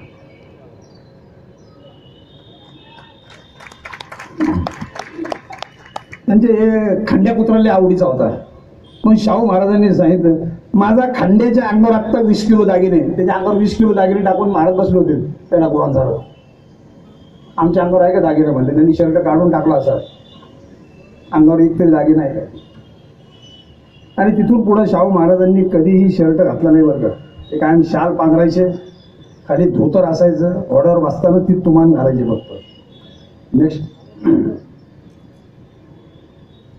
शाहू महाराज आले 1708-1712 मध्ये. त्यांनी बादशाला कळवलं, संधा मागितल्या आणि आपल्या आईला सोडवायचा प्रयत्न केला. ते काय ऐका ना. दरम्यान खाली राजकारण खूप बदललं. सय्यद हुसेन अली इथं आलेला होता का, तो तिथं जड झालेला होता. त्याला फर्रुखसिंह बादशाहनी खाली पाठवलं आणि प्लस मराठ्यांना निरोप दिला की जमलं त्याला मारा. आपला सेनापती इथं पाठवला आणि यांना निरोप देतोय. मराठ्यांचं आणि सय्यद हुसेन अलीचं बोलणं झालं आणि हे सगळं स्पष्ट झालं. आणि मग लक्षात आलं की आपल्याला आता डाव टाकता येईल. शाहू महाराजांनी ओळखलं आणि हीच वेळ आहे की मराठ्यांची मदत घेऊन दिल्ली हादरवता येईल, हे सय्यदला कळलं. महाराजांनी योजना आखली की येसुबाई साहेबांना सोडवायचं, जे कैदी आहेत त्यांना सोडवायचं, त्या सगळ्या सन्नता घ्यायच्या. आणि मग इथनं सैन्य पाठवलं, आपल्या लोकांना सांगितलं दिल्लीचा बादशाह बदलायची तयारी करा. अरे जो आमचा एक राजा इथं टिकू देत नव्हता, जो आमच्या राजाच्या मृत्यूला कारणीभूत झालेले हे लोक, तो बादशाह बदलायची तयारी शाहू महाराजांनी 1719 केली. 20,000चं सैन्य इथून बुरहानपूरला गेलं. त्या सय्यदचे 10,000, 30,000 माळव्यात सरकले. माळव्याचा सुभेदार येऊन भेटला, तो जरा सय्यदशी जरा बरं होतं. दिल्लीवरनं आदिल आला, त्याला पटवला. तो यांच्याबरोबर निघाला, तो विरोधात होता मराठ्यांच्या. हा माळव्यातला सुभेदार जॉईन झाला, त्याचे 10,000-5,000. असं करत करत करत दिल्लीला जाईपर्यंत मराठ्यांकडे 50,000चं सैन्य झालं. शिरली दिल्लीत. हुसेन अली बोलला फर्रुखसिंहशी. फर्रुखसिंह ऐकायला तयार नाही. त्याच्या आधी तर त्यांनी एक निरोप पाठवलेला होता. त्यांनी एक गंमत अजून मध्ये अशी केलेली होती की त्यांनी जाताना इथनं एक तोतया मुईउद्दीन खान नेलेला होता की जो बादशाहचा वंशज आहे, म्हणजे तो नातू आहे आणि फर्रुखसिंह पंतू आहे, म्हणजे नातू जो आहे तो गादीवरती येईल. हा तोत्याबरोबर नेला. तोत्याची ऍक्टिंग सुंदर होती. मग त्यांनी निरोप पाठवला की आपली आता सत्ता जाईलच, तर तो तोते आम्हाला द्या, येसुबाई साहेबांना आम्ही तुमच्या ताब्यात देतो. हे म्हणले नाही, हा सगळा निर्णय दिल्लीत जातात आणि दिल्लीत पोहोचले. हा सय्यद बोलणी करतोय आणि काही मराठे दिल्लीच्या दारात होते. बाजारपेठ, भयानक कन्स्ट्रक्टेड एरिया, त्या दाराच्या जवळ 1000-1500 मराठे येऊन थांबलेले होते. बाजूला दुकानं लागलेली आहेत, सगळंच. हा आदिल आला आणि त्याचं सैन्य आत घुसायला लागलं, रस्ताच नाही. त्या चेंगराचेंगरी, भांडणं, मारामाऱ्या झाल्या आणि कुणीतरी तलवार काढली. तलवार कसली काढायला जागा नाही, एवढी गर्दी तरी कुठंतरी काढली, कुणाला तरी मारली आणि तिथं प्रचंड मोठी दंगल झाली. आजूबाजूला काही दुकानं होती की जिथं शस्त्र बनवले जायचे, सुरे, चाकू. त्या लोकांनी सुरे, चाकू फेकले आणि लिटरली त्या कोपऱ्यात चेंगरून मराठे 1,500 मराठे मारले गेले. बरं, मारले म्हणजे तलवारींनी कापायला नाही, भोगसून काय तलवार मारली असेल डोक्यात, अशीच तलवार चालवायला जागा नव्हती. संताजी भोसले हा मोठा सेनापती लीडर त्यात मारला गेला. बरं का, हा आदिल आत गेला. सय्यदला एक कळालं सगळं. सय्यद पिसाळला. त्यांनी त्या फर्रुख सियरलाच अटक केली आणि त्याचे डोळेच काढून टाकले, टाकून दिलं त्याला. दुसरा बादशाह बसवला, तोही काही दिवसात गेला, 3 महिन्यात. तिसरा बादशाह बसवला आणि त्या तिसऱ्या बादशाहाने आपल्याला सनदा आणि हे सगळे सोडले. बरं का, आणि मराठी येसुबाईला घेऊन पुन्हा माघारी फिरले. त्याच्या सनदा दिलेल्या आहेत. काही लोक आपल्याकडे सांगतात की 1719ला सनदा दिलेल्या आहेत. त्या सनदा जरी 1719ला दिल्या तरी त्याच्यावरच्या तारखा आहेत ते 1708 आणि 1712. कारण शाहू महाराजांनी त्यावेळेस पहिल्यांदा त्यांना अर्ज दिलेला होता.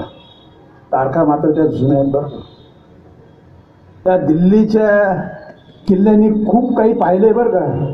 आणि या दिल्लीच्या किल्ल्यावरती पुढं मराठ्यांचा झेंडा 13 वर्ष फडकत होता. बरं का, मोगलांच्या वरून मराठ्यांचा झेंडा 13 वर्ष. हा तो फर्रुख सियर यांनी जुल्फिकार खानाला मारलं. बरं का, तर ह्यांनी मोहम्मद कामबख्शला अटक केली होती. एखाद्या युवराजाला अटक करणं त्याचं प्रायश्चित्त त्याला भोगायला लागलं. बरं का, हा फर्रुख सियर, याचे डोळे काढले गेले ना, खून झाला आणि गेला शेवटी. नेक्स्ट, तत्पूर्वी ही एक घटना घडलेली आहे. त्या दिल्लीच्या आग्र्याच्या दरबारामध्ये जे काही मोगलांच्या आधी काही खिलजी, गुलाम, लोधी घराणी आली, तिथे एखाद्या परधर्मीयाने एवढा 1000 किलोमीटरवरनं येऊन पहिल्यांदा राडा घातला तो शिवाजी महाराजांनी. मोगल बादशाहाला पाठण दाखवून फिरणारा हा पहिला मराठा वर्ग. याचे पडसाद खूप उमटलेत. त्या घटनेच्या नंतर शिवाजी महाराजांनी मोगलांच्या विरुद्ध तलवार उपसली आणि भविष्यात मोगलाई खिळखिळी करून नामशेष केली. बरं का, त्या सगळ्या घटनेला कारणीभूत ही घटना आहे. नेक्स्ट, त्याचं इम्प्रेशन पडलं एका पोरावरती. ते पोरग होतं बुऱ्हाणपूरला, ते पोरग होतं पुरंदरला. पुरंदरच्या वेड्यामध्ये महाराजांच्या विरुद्ध लढत होतं. त्याचं नाव होतं छत्रसाल बुंदेला.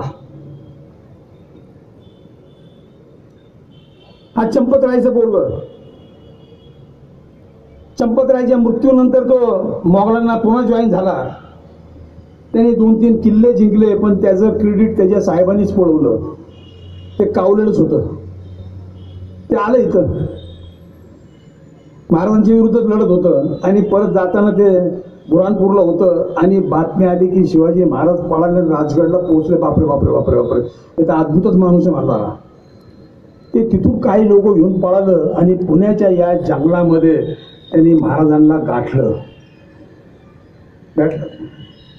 पुढे 2 वर्ष महाराजांच्या बरोबर आहे. बरं का, तो नेक्स्ट, महाराजांनी त्याला खूप सांगितलं, तो मला तुमच्याकडे नोकरी करायची. महाराज म्हणले नाही. कशासाठी? तर मी तिथं काही पराक्रम केला तर माझा साहेबच सगळा पराक्रम बळकून बसणार. म्हणलं तू इथंही पराक्रम केला तरी माझ्याच नावावर लागणार. तुझं राज्य पारतंत्र्यामध्ये असताना माझं राज्य स्वतंत्र करायची काय गरज आहे? पहिले तू तुझं राज्य स्वतंत्र कर, मी माझं करतोच आहे. तुला जर काय कमी पडली, मी आहे ना, मी देईल ना तुला. मी बघायला येतो, संकटा सापडला धाका मार, मी येतो. आणि तो गेला बरं का, त्याने गेल्यापासून धामधूम केली. नेक्स्ट, महाराजांनी त्याला शस्त्र दिली, पैसे दिले. जी तलवार महाराजांनी त्याला भेट दिली, ही तलवार शिवाजी महाराजांनी दिलेली तलवार आहे. ही आजही पन्नाच्या म्युझियममध्ये असायची शक्यता आहे. ती आपल्याला शोधायला पाहिजे. किंबहुना विनंती करून जर तिथून आपण आणू शकलो तर महाराजांची एक तलवार या महाराष्ट्राच्या भूमीला लाभेल बरं का. 100% तिथं तलवार आहे. नेक्स्ट, एवढा भाग त्यांनी स्वतंत्र केला बुंदेलेंनी. लय लढलं ते, भयानक विचित्र माणूस, भयंकर करामती. आणि त्यांनी अडकल्यानंतर मोहम्मद मंगशनी त्याचा पराभव केला, सगळं जिंकलं.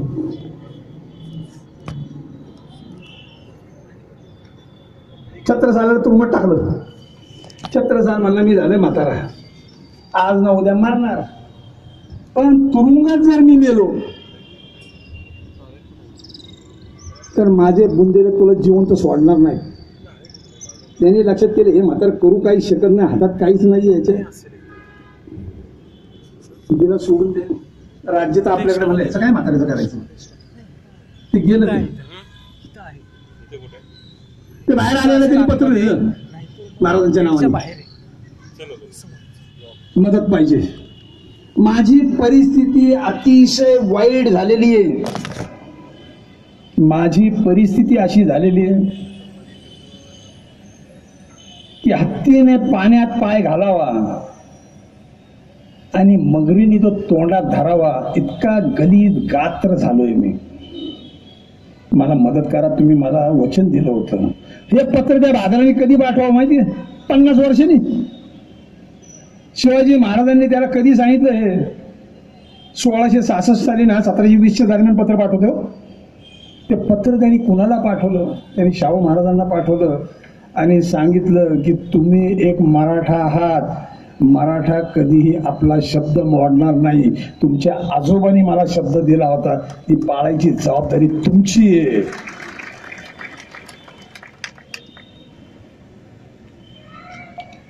शाहू महाराज असं म्हणले नाही, आमच्या आजोबांनी बापांनी केलेले ॲग्रीमेंट त्यांचं ते बघतील, मी जबाबदारी म्हणले.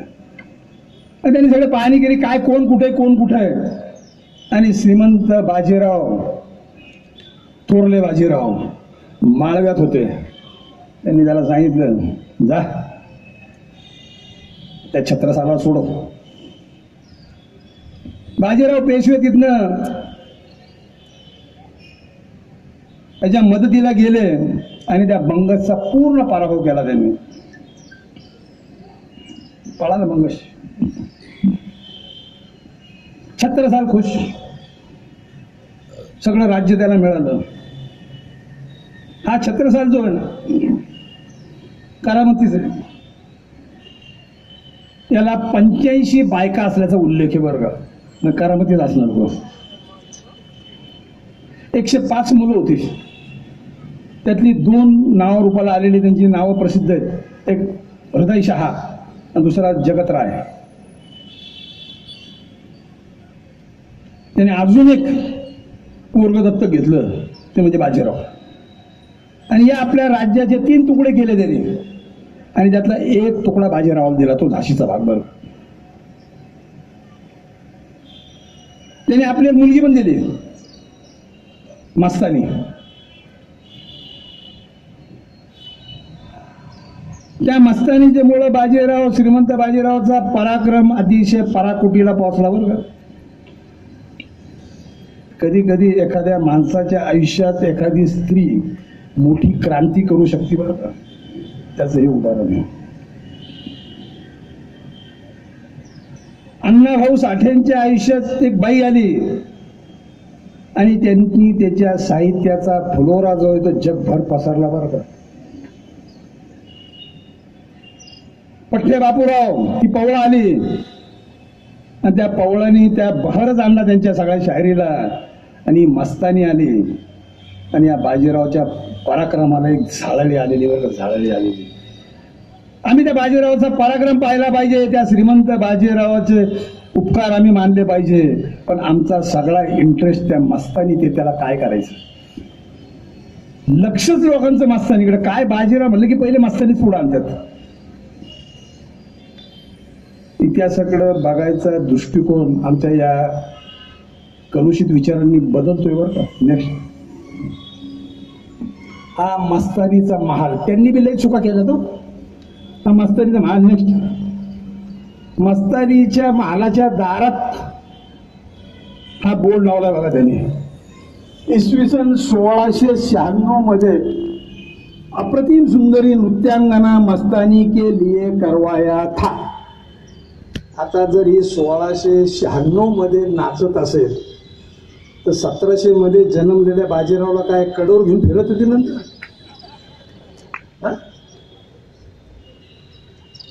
त्या सगळ्याच्या ह्याच्यावरनं मस्तानी ही बाजीरावपेक्षा 20 वर्षांनी मोठी आहे, सगळं सिद्ध होतं बरं का. नेक्स्ट, बाजीराव त्यावेळेस अटेरच्या जवळ होते. यमुना ओलांडून खाली आले आणि त्या सरदार सांगितले आणि बाजीरावला पळून लावला, भाग गया. आणि मस्त पार्टी सुरू झाली वरती. त्यांची पार्टी सुरू झाली आणि बाजीराव यमुनेच्या खालनं आग्रा क्रॉस करून दिल्ली. बाजीराव श्रीमंत दिल्लीत पोहोचले, दिल्लीत. आणि बाजीराव इथं आला, यांची पार्टी चालली. ते सांगतात उसको भगाया, त्यांना माहीत नाही बाकी किधर गया. ते दिल्लीत, हा इथंच. तो मोहम्मद शहा यमुनेच्या काठावर जाऊन बसला, नदी ओलांडायची. शाहू महाराजांनी इथनं निरोप पाठवला, दिल्लीत आल्यात घेऊ नका, दिल्ली सोडून द्या, ताबडतोब माघारी फिरा. आणि श्रीमंत बाजीराव पेशवे दिल्ली सोडून माघारी फिरले. नाहीतर त्या दिवशी आपण दिल्ली जिंकली होती बरं. अतिशय धुरंधर मुत्सद्दी राजकारणी आहे शाहू महाराज. दिल्ली सोडा म्हणले पहिले, कारण दिल्ली त्यावेळेस मराठ्यांनी घेऊन चालणार नव्हतं. वर जे शीख बसलेले आहेत त्यांना ते आवडलं नसतं, त्या जाटांना आवडलं नसतं, त्या गुजरांना आवडलं नसतं, राजपुतांना तर कधीच आवडलं नसतं, आणि मुसलमानांनाही आवडलं नसतं. कारण ते मराठ्यांना कधीच आपला मानत नव्हते. मराठे हे वेगळ्या देशाचे लोक होते. 2 देश होते आपल्याकडे त्यावेळेस साधारणतः. एक होता नर्मदेच्या वरचा उत्तर भारत, ज्याला हिंदुस्थान म्हणायचे, आणि नर्मदेच्या खाली जो आहे तो होता दख्खन. आणि या दख्खनमध्ये छोटे छोटे काही देश होते, तसे उत्तरेकडे मग छोटे छोटे पॉकेट्स होते. त्या वरच्या लोकांना दिल्लीमध्ये मोगल बादशाह पाहिजे, सगळ्यांनाच. त्या मोगल बादशाहची मुतालिकी सगळ्यांना पाहिजे होती, म्हणून जाट प्रयत्न करतायत, हे गुजर प्रयत्न करतायत, राजपूत प्रयत्न करतायत. प्रत्येकाला ती मुनिमजीगिरी पाहिजे होती की ज्यातनं पैसा उभा करता येईल.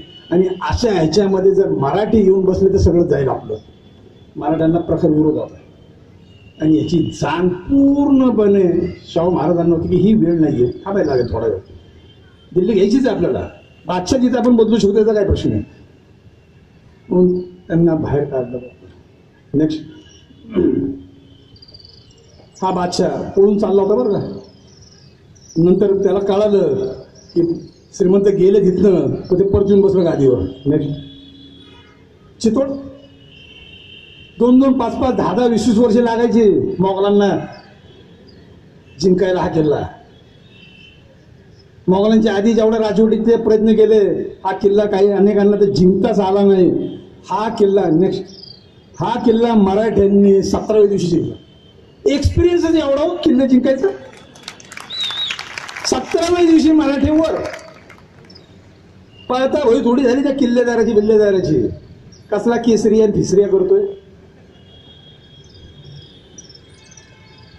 शाहू महाराजांनी निरोप पाठवला चित्तोडगड, मेवाड या देशाची शान आहे, त्याला धक्का लागता कामा नये. महाराणा प्रतापाचा किल्ला आहे हा.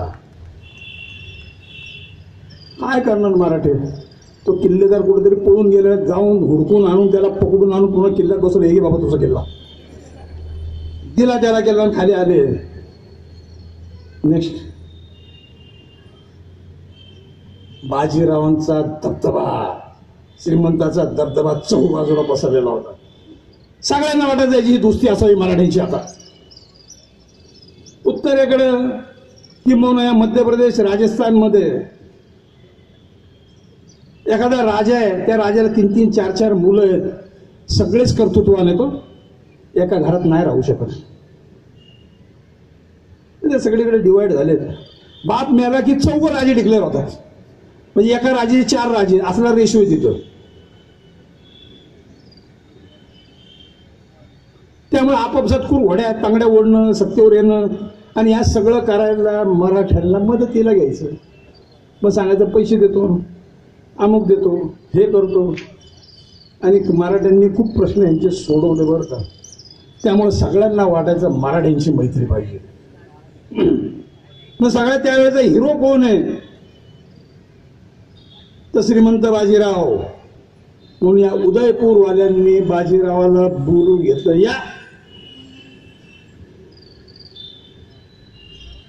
त्या उदयपूरमध्ये त्यांनी 2 सिंहासनं मांडली, त्याच्या खाली 2 चौरंग मांडले आणि त्यांनी सांगितलं, पंडित आइये बिराजिये. बाजीराव पेशवे ताड ताड ताड ताड ताड ताड पावलं टाकत गेले आणि त्या चौरंगावरती बसले. ते म्हणले, पंडित ये क्या कर रहे हो, आप सिंहासन पर बिराजिये. त्या सिंहासनावर बसायचा अधिकार म्हणजे फक्त शाहू महाराजांचा मला नाही. आणि या सिंहासनावर बसू शकत नाही, कारण या सिंहासनाची थोरवी खूप आहे. नाही बसले. तिथे अनेक लोक होते, अनेक वकील होते. वकिलांनी आपापल्या राज्यात पत्र पाठवले, बापरे असं घडलंय, बापरे असं घडलंय. पंडित ऐसे सगळ्यांना वाटायला लागले पंडित आपल्याकडे यावं. जयपूरवाल्यांनी बोलवलं. जयपूर त्या जयपूरवाल्यांनी सेम देखावा केला. 2 सिंहासन, 2 चौरंग. पंडित बिराजी. पंडितने बघितलं, ताड ताड ताड ताड ताड ताड पावलं टाकत आणि जाऊन सिंहासनावर बसले. सगळंच गडबडलं. उदयपूर हादरलं. त्यांनी जो कार्यक्रम घेतला उरकता, बाद झालं म्हणजे बाद झालं, नाटकच नको काय झालं. पंडित मुक्कामाला गेले. त्यांचाच वकील आला आणि बोलला, श्रीमंत उदयपूरमध्ये आपण असे वागलात आणि जयपूरमध्ये असे वागलात, तुला कळत नाही का म्हणले. अरे या राष्ट्रासाठी, या भूमीसाठी त्या मेवाडनी केलेलं बलिदान काय कमी आहे त्या राणा प्रतापाचं बलिदान? आणि या जयपूर वाचवण्यासाठी यांनी आपल्या घरातल्या आया बहिणी मोगलांच्या जानन खाण्यात टाकल्यात. त्यांची यांची बरोबरी करतो, त्याच्यावर बसणार नाही तर काय होईल? लाथाने उडवायला पाहिजे होते. कुठे विचाराची प्रगल्भता? मग काय विचार करतोय आम्ही? नेक्स्ट दरम्यान इकडचा अजून एक इफेक्ट, शिवाजी महाराजांनी आरमार उभं केले बरं का. शिवाजी महाराजांनी आरमार उभं केलं. ज्याच्या हातात आरमार त्याच्या हातात समुद्र, त्याच्या हातातच हा किनारा बरं का. अतिशय धोरणात्मक निर्णय हा घेतलेला होता. नेक्स्ट त्यासाठी सिंधुदुर्गची आणि किनारी जलदुर्गांची उभारणी केली आरमाराला रक्षण देण्यासाठी. आणि इथं एक सगळ्यात सुंदर आणि सगळ्यात मोठी मोहीम शिवाजी महाराजांनी केली. नेक्स्ट ती म्हणजे बसरूरची मोहीम. त्या बसरूरच्या मोहिमेला जाण्यासाठी गोळा केलेलं सगळं आरमार मालवणच्या बंदरात होतं आणि तिथून त्यांनी 20 किलोमीटर आतमध्ये मालोंड नावाच्या गावाला नेऊन ठेवलं. हे मालवण अनेकांना उच्चारातला फरक कळत नाही, त्यामुळे अनेक लोक मालवण म्हणलं तरी मालवणला जाऊन बसतात बरं का. आता मच्छी मालवणलाच मिळते. एक अप्रतिम मोहीम आमच्या इतिहासकारांनी नाकारलेली मोहीम. नेक्स्ट 2 ओळीतच कटवलं महाराजांची बसरूळ मोहीम. एवढी महत्वाची मोहीम आहे. सुरत किरकोळ आहे, त्याच्या पुढं किरकोळ आहे सुरत बिरत. या बसरूळच्या मोहिमेवर आमचं आता अनेक पुस्तक पण लिहितोय त्याच्यावरती, एका मोहिमेवरती. शत्रूवरती हल्ला, पण एक राज्य ओलांडून पलीकडे जायचं हो. म्हणजे पाकिस्तान ओलांडून आपण अफगाणिस्तानवर हल्ला केल्यासारखी परिस्थिती बसरूळला जायचं. म्हणजे जायचं असेल तर अख्खा गोवा ओलांडून आपल्याला जायला पाहिजे. आणि गोवा ओलांडणं कोणालाही शक्य नव्हतं पोर्तुगीजांच्या परवानगीशिवाय. शिवाजी महाराजांना पण नाही. अटक करून टाकले असेल त्यांनी. आणि मग काय केलं असं माहित नाही. महाराज पण खूप दबाव होते बरं पोर्तुगीजांचा. हेर खातं कशाला म्हणतात ते इथं पाहू. इतकी बारकाईने इतकी सखोल माहिती हेरांनी आणलेली होती. बाप रे बाप. 1662 साली इंग्लंडच्या राजकुमाराचं लग्न पोर्तुगीजांच्या राजकन्येशी झालं. आणि लग्नामध्ये पोर्तुगीजांनी मुंबईचं बेट त्या नवरदेवाला अर्पण केलं. म्हणजे हलवाईच्या घरावर तुळशीपत्रांच्या बापाचाच माल होता तो, दिला त्यांनी त्याला. पण तिकडनं येणं जाणं कागदपत्र या पोर्तुगीजांनी मुंबईच्या बेटच दिलं नाही. बघू हे पाहिजे ते पाहिजे ते पाहिजे परत 3 वर्ष गेली आणि 65 साली नेमकं ते द्यायची वेळ आली आणि द्यायचं फायनल झालं. तो कार्यक्रम मुंबईला होता. म्हणून गोव्यातली सगळी लोक मुंबईला जाणार. एकही निर्णय घेण्याची अथॉरिटी ऑफिशियल त्या गोव्यामध्ये नव्हता. सगळे मुंबईला. आणि ते सगळे मुंबईला जाऊन 12 ते 16 दिवसात परत येणार. तेवढ्या वेळात त्या टाइम लिमिटमध्ये अख्खी मोहीम पूर्ण करायची. बघा प्लॅनिंग. ते लोक जर गेले तर मालवणच्या किनाऱ्यावरची जहाजं दिसतील आपली. 85 मोठी जहाजं. लपणार नाही तो. एवढी जहाजं आली कुठून शिवाजीकडं. कुठल्या युद्धाची तयारी आहे संशय येईल म्हणून ती दिसू नये म्हणून त्या आतमध्ये मालवणला जाऊन लपवलीत. 20 किलोमीटर आत. ते जहाजं जशी तिकडे गेली तशी महाराजांनी ती बाहेर काढली. 4 दिवसाचा शिधा पाणी सगळं त्याच्यावर भरलेलं आहे. एकही दिवस मुक्काम करायचा नाही. आणि अक्षरशः गोवा ओलांडून महाराजांचं आरमार गांगोलीला दाखल झालं. साधी गोष्ट नाही. शिवाजी महाराज त्या जहाजावर चढले आणि या देशाच्या इतिहासाला कलाटणी मिळाली. गेल्या 1000 वर्षात अधिकृतपणे एक राजा जहाजावर चढल्याचा उल्लेख नाही शिवाजी महाराज सोडले तर.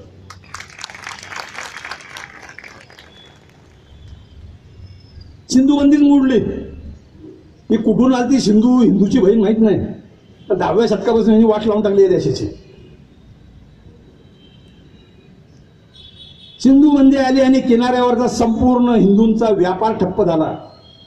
हिंदू माणसाने समुद्रात जायचंच नाही. सगळा व्यापार मुसलमानी लोकांच्या व्यापाऱ्यांच्या हाती गेला. त्यांनी सामान आणून द्यायचं. त्यांनी मच्छीमारी करून आणून द्यायची आणि हिंदूंनी मग त्याच्याकडनं विकत घ्यायची. जमिनीवर विकायची इकडे तिकडं. सगळं ठप्पच. त्याचा परिणाम असा झाला की या किनारपट्टीवरती जी काही हिंदू घरं होती, हिंदू घराणी होती, हिंदी मच्छीमार होते, हिंदू हे होते, त्यांच्या घरामध्ये 3-4 भावंड आहेत. त्यातला एक भाऊ मुसलमान व्हायचा आणि व्यापार करायचा आणि घर चालवायचं. बरोबर. एक भाऊ मुसलमान आणि बाकी सगळे हिंदू घरात. महाराजांनी ज्या दिवशी जहाजावर पाय ठेवला त्या दिवशी धर्मांतर बंद झालं. बरोबर.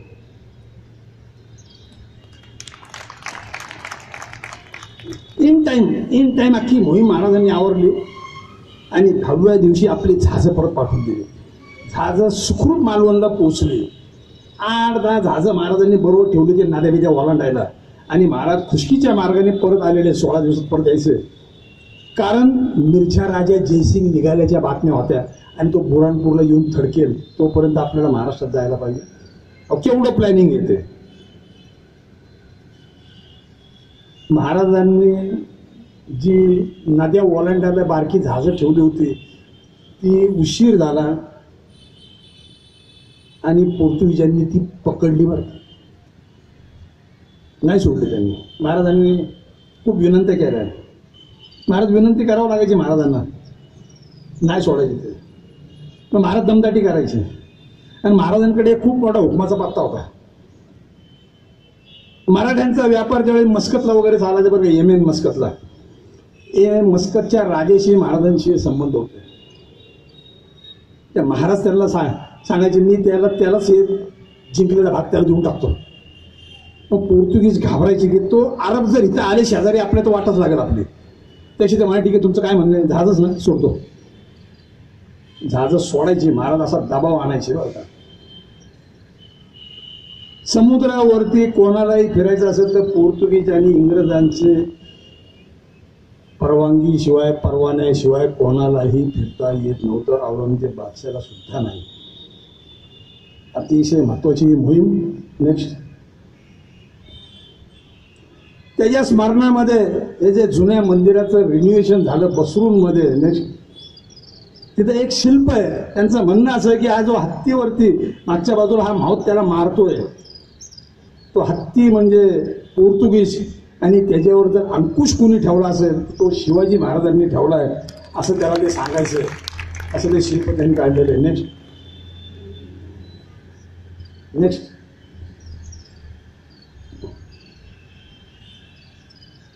संभाजी महाराजांनी जंजिरा घ्यायचा प्रयत्न केला. तो त्या खाडीमध्ये दगड माती टाकून लोक म्हणजे कुठे खाडीत कुठे दगडी टाकतात.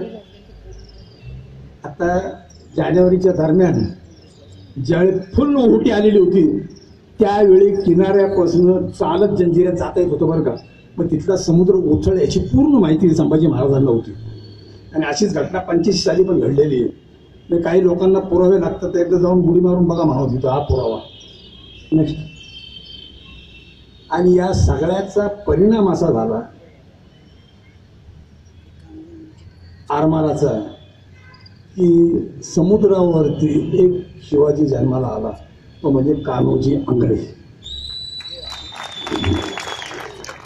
प्रचंड धाडसी.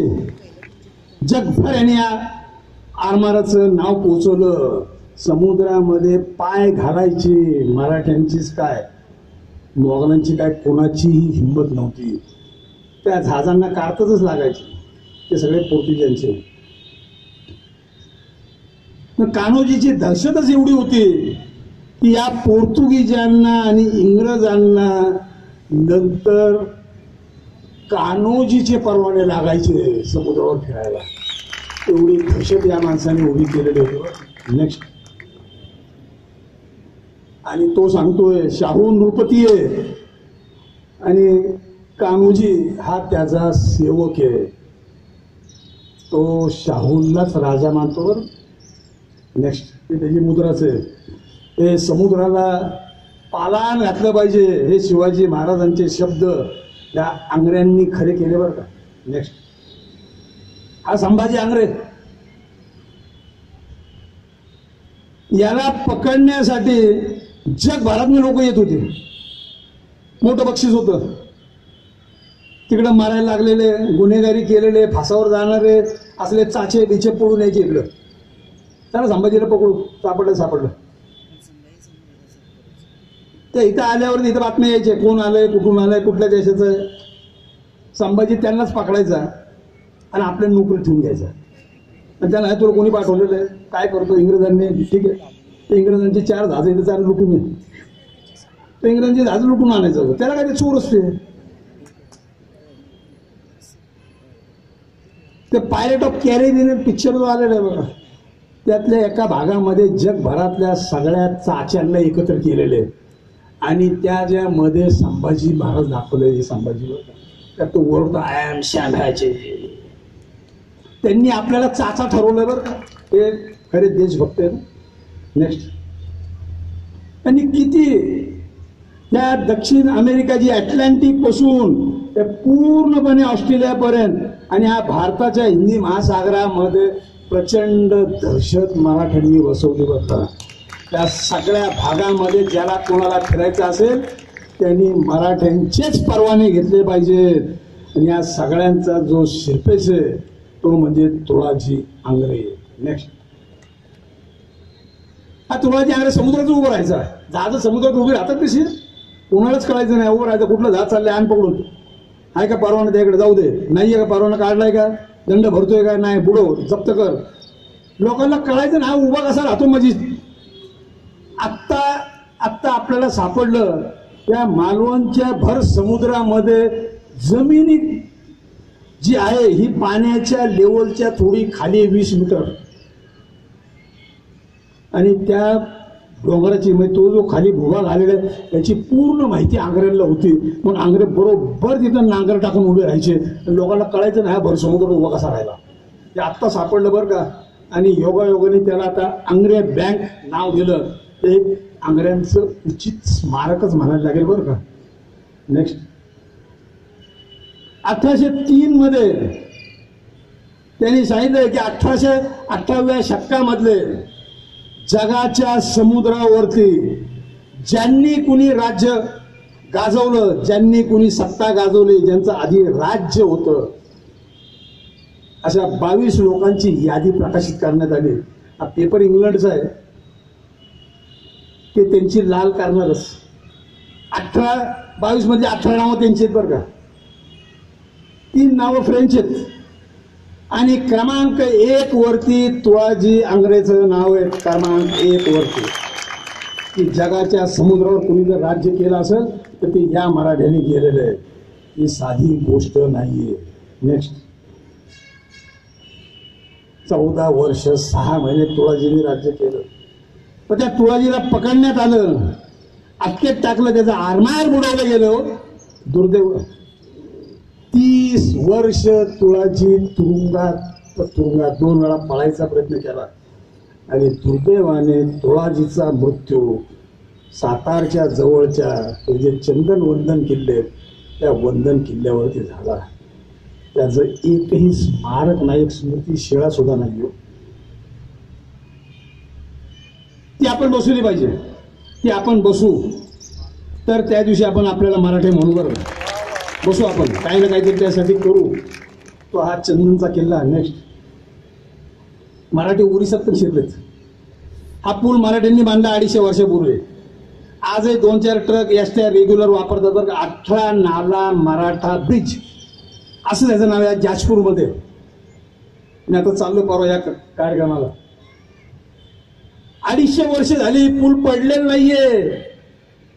असली बांधकामं करणारे मराठी गेले कुठं शोधायला लागतील.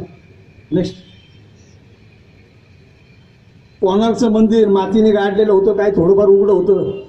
कुठे गेलं तर मराठ्यांना उकरायची सवय. पैसे मिळतील का मालपाणी. त्यांनी हे उकरलं. म्हणजे मराठी काय पुरातत्व खात्यात नव्हते कुणी, पण हे मंदिर साफ केलं नाही बघितलं मंदिर असेल बरोबर. ते म्हणल्याचं काय करायचं. ते कोणार्कचं मराठीने उघडलेलं मंदिर आहे. आता एवढं केल्यावर काहीतरी करामत करायला पाहिजे. त्यांनी याच्या दारामधला जो स्तंभ होता ना, गरुड स्तंभ, तोच उचलला. नेक्स्ट, आणि तो आणून पुरीच्या मंदिराच्या दारात बसवला आपली आठवण म्हणून. त्या पुरीच्या मंदिराच्या दारात हा जो स्तंभ आहे, नेक्स्ट, हा जो स्तंभ दिसतोय हा मराठ्यांनी बसवलेला स्तंभ बरं का. ते मराठ्यांच्या करामती ओरिसापर्यंत पण पोहोचलेले बरं का. रघुजी भोसले आणि हे सगळे. नेक्स्ट, मराठे बिहारमध्ये घुसले 1742-43 आणि 44 3 मोहिमा आपण त्या भागात केलेल्या आहेत. मुंगेर गंगेच्या काठावर आहे. हा सगळा परिसर मराठ्यांनी ताब्यात घेतला आणि इकडनं एक टीम बंगालमध्ये शिरले. नेक्स्ट, विष्णुपूर गोविंद सिंग असं काहीतरी नावाचा राजा होता. त्या एकदम मराठ्याच्या विरोधात चौताळलं. ते लढायचंच मानला आणि जाऊन देवळात बसलो. देवा वाचव, देवा वाचव, देवा वाचव. ते बसलं तर बसलं, राजा काय करतो बघायला बघतो, प्रजा ती बी देवळात सगळं, देवा वाचव, राजाचं ऐक. रात्र झाली, रात्र झाल्यावरती तिथं एक तोप रात्री आपोआप चालू झाली, डिशुंग डिशुंग डिशुंग डिशुंग डिशुंग, आणि त्या तोफेने सगळे मराठे मारून टाकले. सगळे उठून बघतात, ते एकही मराठा नाही, तोफ जागेवर. मराठे रात्रीच निघून गेले, यांना कोणालाच माहिती नव्हतं. ते जाम खुश होते. तिथं ही अशी सुंदर सुंदर मंदिर आहेत बरं, अशी 22 मंदिर आहेत. नेक्स्ट, त्या मंदिरांवरचं काम खूप अद्भुत आहे. सगळी विटांची कामं, सगळी मातीची कामं, दगड कुठंच नाहीये. त्या बंगालमधल्या एकाला मी विचारलं, अरे आपने कभी पत्थर नहीं यूज किया, सब मट्टी मट्टी है, बोला क्या करेंगे, हमारे इधर के पत्थर सब हम पार्लियामेंट में भेजते हैं, बची मट्टी उसी का बनाते ही है. नेक्स्ट, ही ती तोफ, त्या तोफेचं नाव आहे दलम दल. ही रात्रीची चालली आणि मराठी पळून गेले बरं का. ते दलम दल मला वाटतं हा अपभ्रंश असावा डोलम डोलचा. ते लय डोलम डोल असेल तर इतिहासाच्या बाबतीत हे बंगाली. नेक्स्ट, मराठे बंगालमध्ये शिरणार कलकत्त्यामध्ये, या भीतीने कलकत्त्यातल्या व्यापाऱ्यांनी वर्गणी काढून 25,000 रुपये गोळा केले.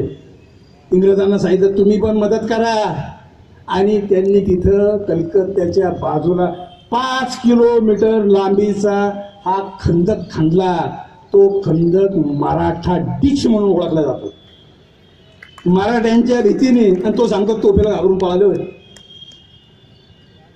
त्यातला काही भाग नष्ट झाले, काही भागांना आता रस्ता केलाय, रोड जातो, काही भाग शिल्लक राहिलेला आहे. म्हणजे हा मराठा डिच नेस्ट हा एवढा प्रसिद्ध आहे की लोक ऍड्रेस लिहिताना सुद्धा लिहितात. या दुसऱ्या लाईनीत आपल्याला दिसते बघा, 9 मराठा डिच लेन, कोलकाता 700003. मराठा डिच, त्या मराठ्यांच्या पाऊल खुणा तिथं उमटलेल्या आहेत बरं का. नेक्स्ट,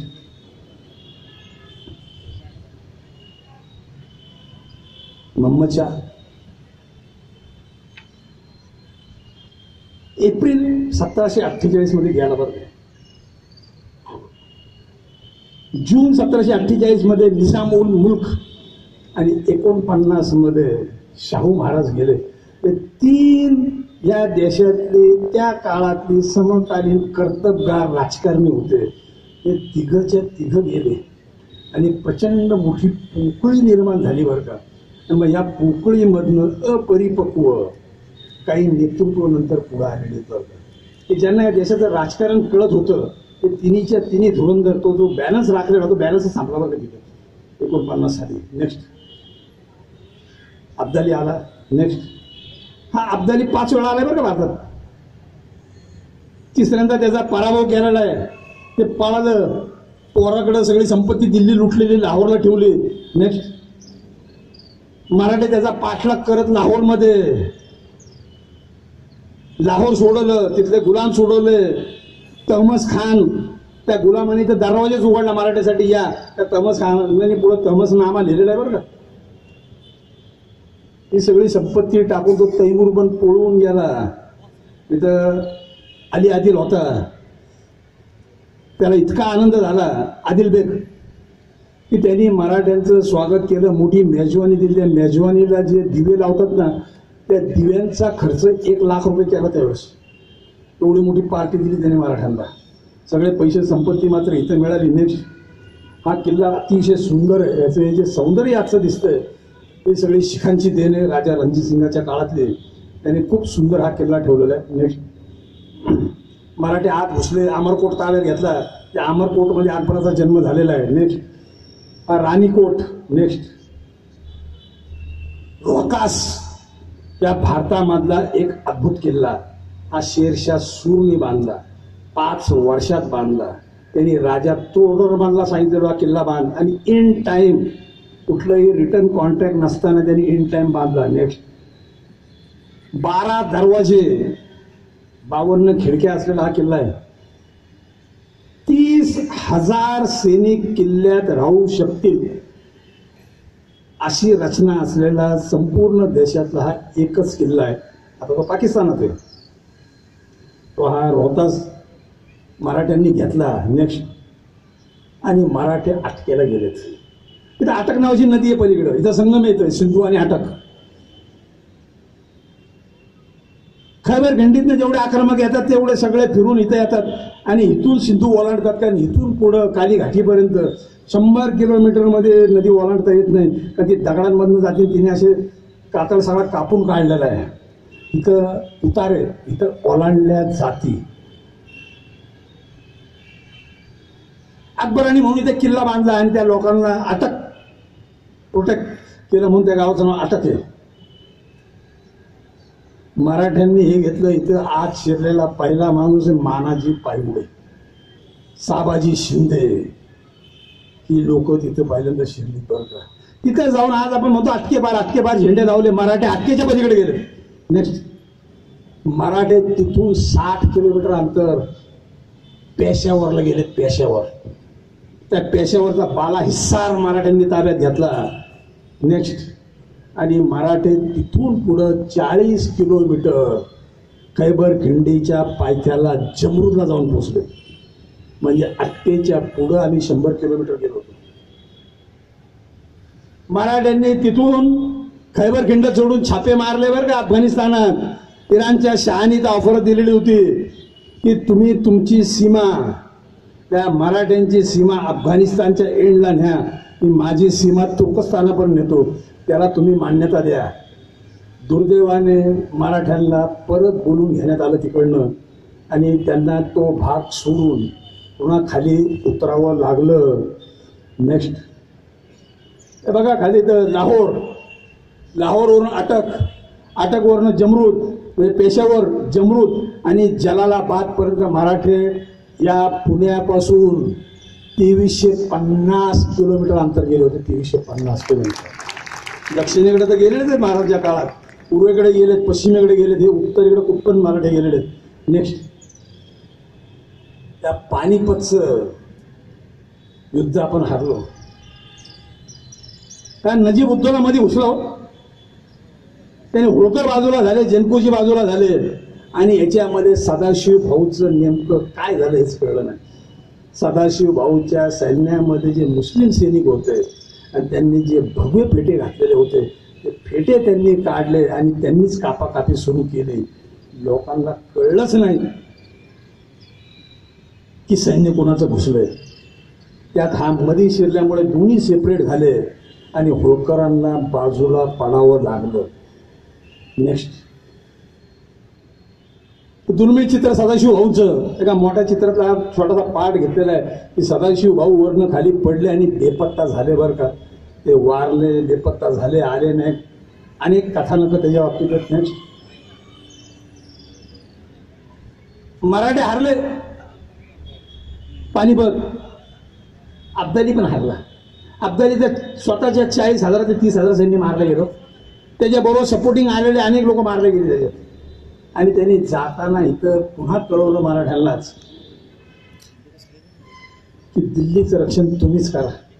त्यांनी जाटांना सांगितलं नाही बरं का, त्यांनी शिखांना सांगितलं नाही, त्यांनी राजपुतांना सांगितलं नाही, त्यांनी गुजरांना सांगितलं नाही, त्यांनी मराठ्यांनाच सांगितलं की दिल्लीचं रक्षण फक्त मराठे करू शकतात. आणि तो परत गेला. परत आलं ते एकदा शिखांनी त्याला पेशावरला असा बोलवला, ते गेल्यानंतर मेलच बघत. मग त्याचा प्रश्न झाला नाही यायचा. त्यांनी जाताना आपली लोक जे आज आपण म्हणतो 1.5 लाख बांगडी फुटली, 2 लाख बांगडी फुटली, त्यातले अनेक हजारो आणि हजारो लोक त्यांनी गुलाम म्हणून पकडून गेले. वाटेतल्या लोकांना प्रॉमिस केलं येताना पैसे देईल, पैसेच नव्हते द्यायला त्याकडं, तर त्यांनी हे मराठे त्यांना गुलाम म्हणून दिले बरं का. ते मराठे तिथंच टोळ्यांमध्ये राहिले, वाढले. त्यांनी पुढं मुस्लिम धर्मही स्वीकारला. शेवटचा गुलाम 1943 साली स्वतंत्र झालाय बरं का. तोपर्यंत गुलाम गुलाम गुलाम गुलाम. त्यामुळं त्यांच्या रक्तामध्येच तो आम्ही गुलाम कोण, आम्ही मराठे, हे रक्तात आहे त्यांच्या.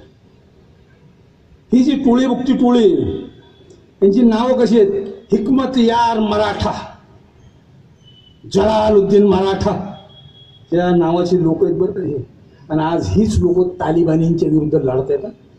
नेक्स्ट हा बघा शिवाजी मराठा, त्याच्या टोळीचं नाव आहे शिवाजी मराठा. हा एकाशी संपर्कात आहे असं मला परवा दिवशीच कळालं. हा अलीकडचा, त्या पलीकडचा माहित नाही, तो बा तिकडे आफू मळतोय, मराठाच येतो पण आफू मळतो ना तिकडे पलीकडचा. काय करणार, त्याचं वातावरण तसं आहे त्याचं. नेक्स्ट, काही मराठ्याचे तिथनं पळाले, जंगलात दिंगलात राहिले आणि त्यांनी आपलं नाव बदललं, रोड मराठा लावायला लागले.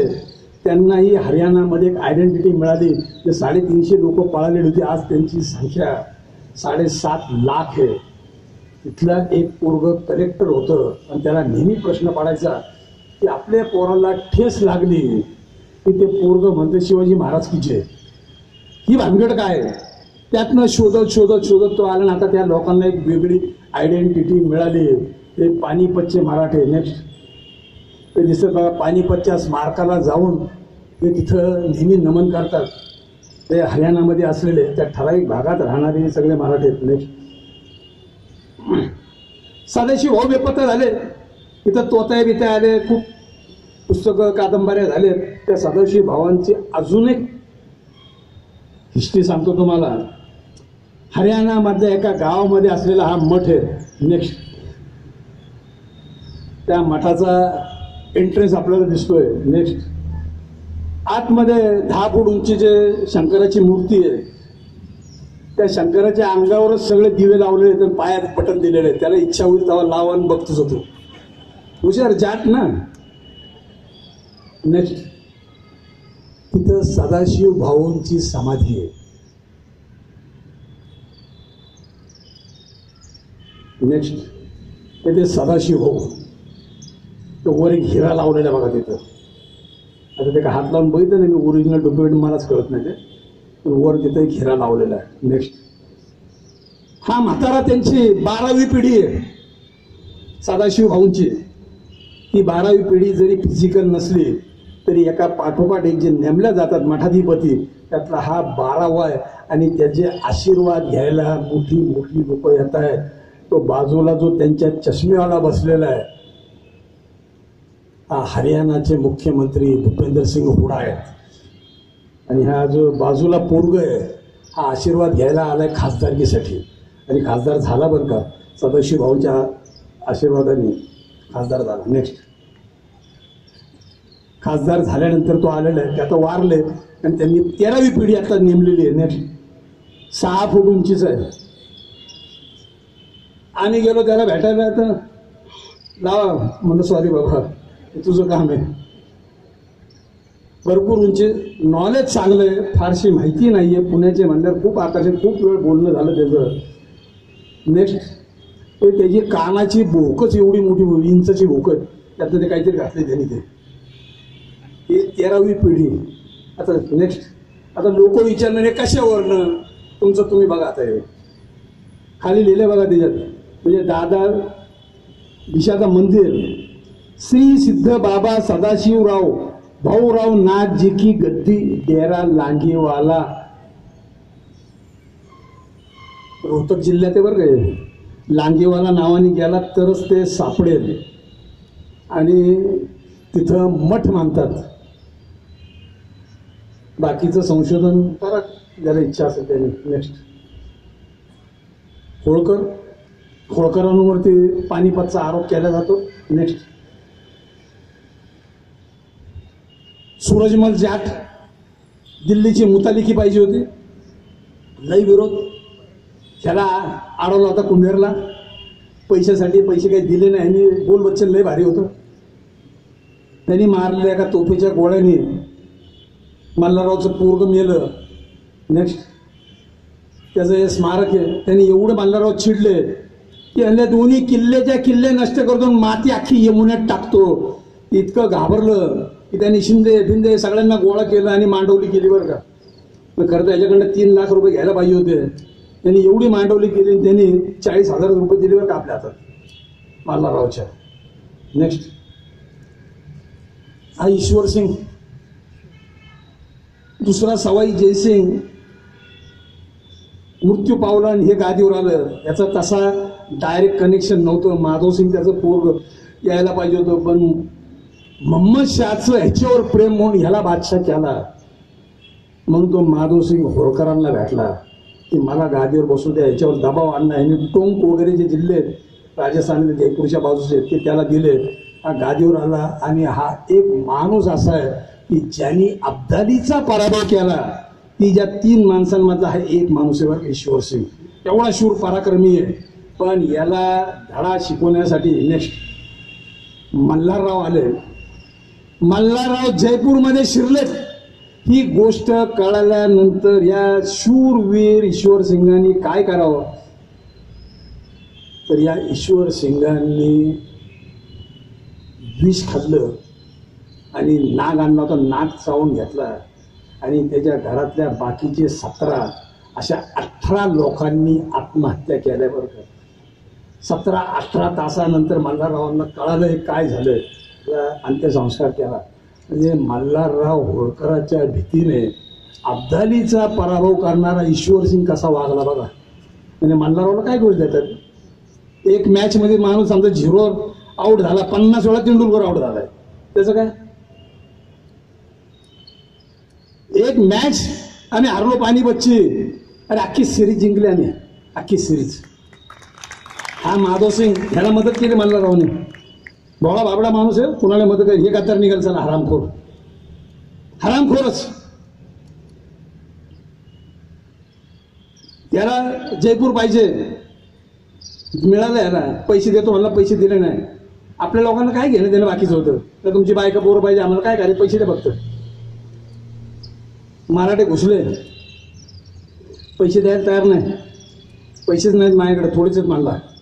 मग एक काम करा, माझ्या राज्यामध्ये जे व्यापारी आहेत त्या सगळ्या व्यापाऱ्यांकडनं 25% तुम्ही काही खरेदी करा. 100 रुपयाची वस्तू 25 रुपयाची मिळते, तुम्हाला सवलत तसे पैसे वसूल करा म्हणला. आणि मराठे विकत घ्यायला गेले. सगळ्या व्यापाऱ्यांनी सांगितलं मराठ्यांना काहीच देऊ नका. प्रत्येक व्यापाऱ्याकडं आपले 2-2, 5-5, 10-10 सैन्य असतं रक्षणासाठी. आणि मराठी विकतच घ्यायला गेल्यामुळे शस्त्र नाहीत, कुठं चाकू सुऱ्या असतील तेवढ्याच. लिटरली व्यापाऱ्यांनी 1,500 मराठे मारले हो जयपूरमध्ये. दरवाजेच बंद करून टाकले त्यांनी, सगळे मराठे मारून टाकले आतमध्ये. 4-5 मराठे पळाले बाहेर आणि त्यांनी बाहेर बातमी दिली की माधव सिंगांनी आतमध्ये असा राडा केला. मराठे आत शिरले आणि 7,000 व्यापारी कापून काढले. आज ते सांगतात की मराठोने काटा इनको, पण हरामखोर त्याच्या मागं तुम्ही केलेला उद्योग नाही कधी सांगतो. तुम्ही काय काय उद्योग केले त्याच्या मागचं बॅकग्राऊंड नाही सांगत, त्याचे परिणाम नाही सांगत. फक्त मधला पॅच ते लोक सांगतात, देखो मराठोने कितना अत्याचार किया, मराठोने हमको लूटा. मला एक जण म्हणला मराठोने हमको लूटा, मराठोने हमको लूटा. मी त्याला सांगितलं, माझा ऐकतो का आता. आम्ही काय तुझी बायको पळवली, तुझ्या बहिणीवर बलात्कार केला, तुझी आई वाटवली, तुझं देऊळ तोडलं, तुझा किल्ला मोडला, तुला उद्ध्वस्त केलं, तुझं नाव बदललं, तुझा धर्म बदलला. हरामखोर केलं काय रे आम्ही. चालेल आम्ही आलो म्हणून तू आज नावाने उभा आहेस, नाही असता काहीतरी दुसरंच काहीतरी नाव तुझं. त्या बदल्यात आम्हाला पैसे नको, राज्य करायचं नाही, आम्हाला सैन्य बाळगायचं नाही. 1000 किलोमीटर आम्ही तिथपर्यंत येतो, धडपडतो. तुमचा देव वाचवला, तुमचा धर्म वाचवला, तुमची बायका वाचवल्या. आम्ही आवाज बंद मारायला किती राहताय तुम्ही. म्हणजे समोरच्या लॉजवर राहतो, मला सकाळी 6ला जाणार आहे, ते 5:30 पावणे 6ला येऊन बसलो होतं. म्हणलं साहेब जरा पधारिये, चाय नाश्ता आहे, 2 निवाले हो जाय. प्राध्यापक होता इतिहासाचा, वडिलांचं पुस्तकाचं दुकानच भेटला तो त्याच्या. मग मला म्हणतो आपने बोला वैसा मैंने सोचा तो मेरा सब चेंज ही हो गया, आज मुझे मराठी क्या थे पता चला. अरे अर्ध्या माहितीवर काय सांगतो तू डोंबलं, तुम्ही काय शिकवत. मुळात त्यांची पुस्तकं चुकीची आहेत. त्यांचे MPSC दर्जाचं एक पुस्तक माझ्याकडे, त्याच्यावरती पहिलेच ओळ आहे, आबाजी इंगळे इन्होंने मेवाड़ से 2 करोड़ रुपया लुटा. मागं काय नाही, पुढं काय नाही, हरामखोर. मेवाड आम्ही दिलं, बाजीरावची गंमत माहित नाही त्याला, पुढचं मागचं सगळं द्यायला पाहिजे. मूळ मुद्दा आहे पुढचं मागचं त्यांना सगळं सांगण्यासाठी आम्हाला त्यांच्याशी बोललं पाहिजे, त्यांच्या भाषेतून त्यांना सांगितलं पाहिजे आणि त्यांना सांगायच्या आधी आम्हाला पण माहिती पाहिजे. आम्हाला माहितीच नाही तर आम्ही सांगणार काय? आणि मग ते म्हणतात शिवाजी डाकू आहे, लुटेर आहे. मला 10 लोक बोलले आतापर्यंत. अशोक नावाच्या राजाकडे मी गेलो तर मला शिवाजी लुटेर आहे म्हणलं. हा आहे. मग 15 मिनिटं बोलणं झाल्यानंतर जरा शॉप झालं, मग बसायला पुढच्या पुढचे गेले. आम्हाला राजाच तो नाव पण काय राजा दिग्विजय अशोकचा. 3-4 वर्षापूर्वी राज्याभिषेक झालेला होता. 43 वय होतं त्याचं. अजून 15-20 मिनिटं महाराजांवर गप्पा झाल्यानंतर मला चला तुम्हाला दरबार दाखवतो. मग आता सगळं दाखवलं. 15 मिनिटं अजून गेल्यानंतर म्हणतो नाश्ता बिष्टा रात्री राहायची सोय बी. आणि मग 1 तासानंतर मला म्हणतो अब मुझे शिवाजी महाराज पढना पडेगा. वाच, तुझी वाच, तुझा बापार पण वाचायला लागतो.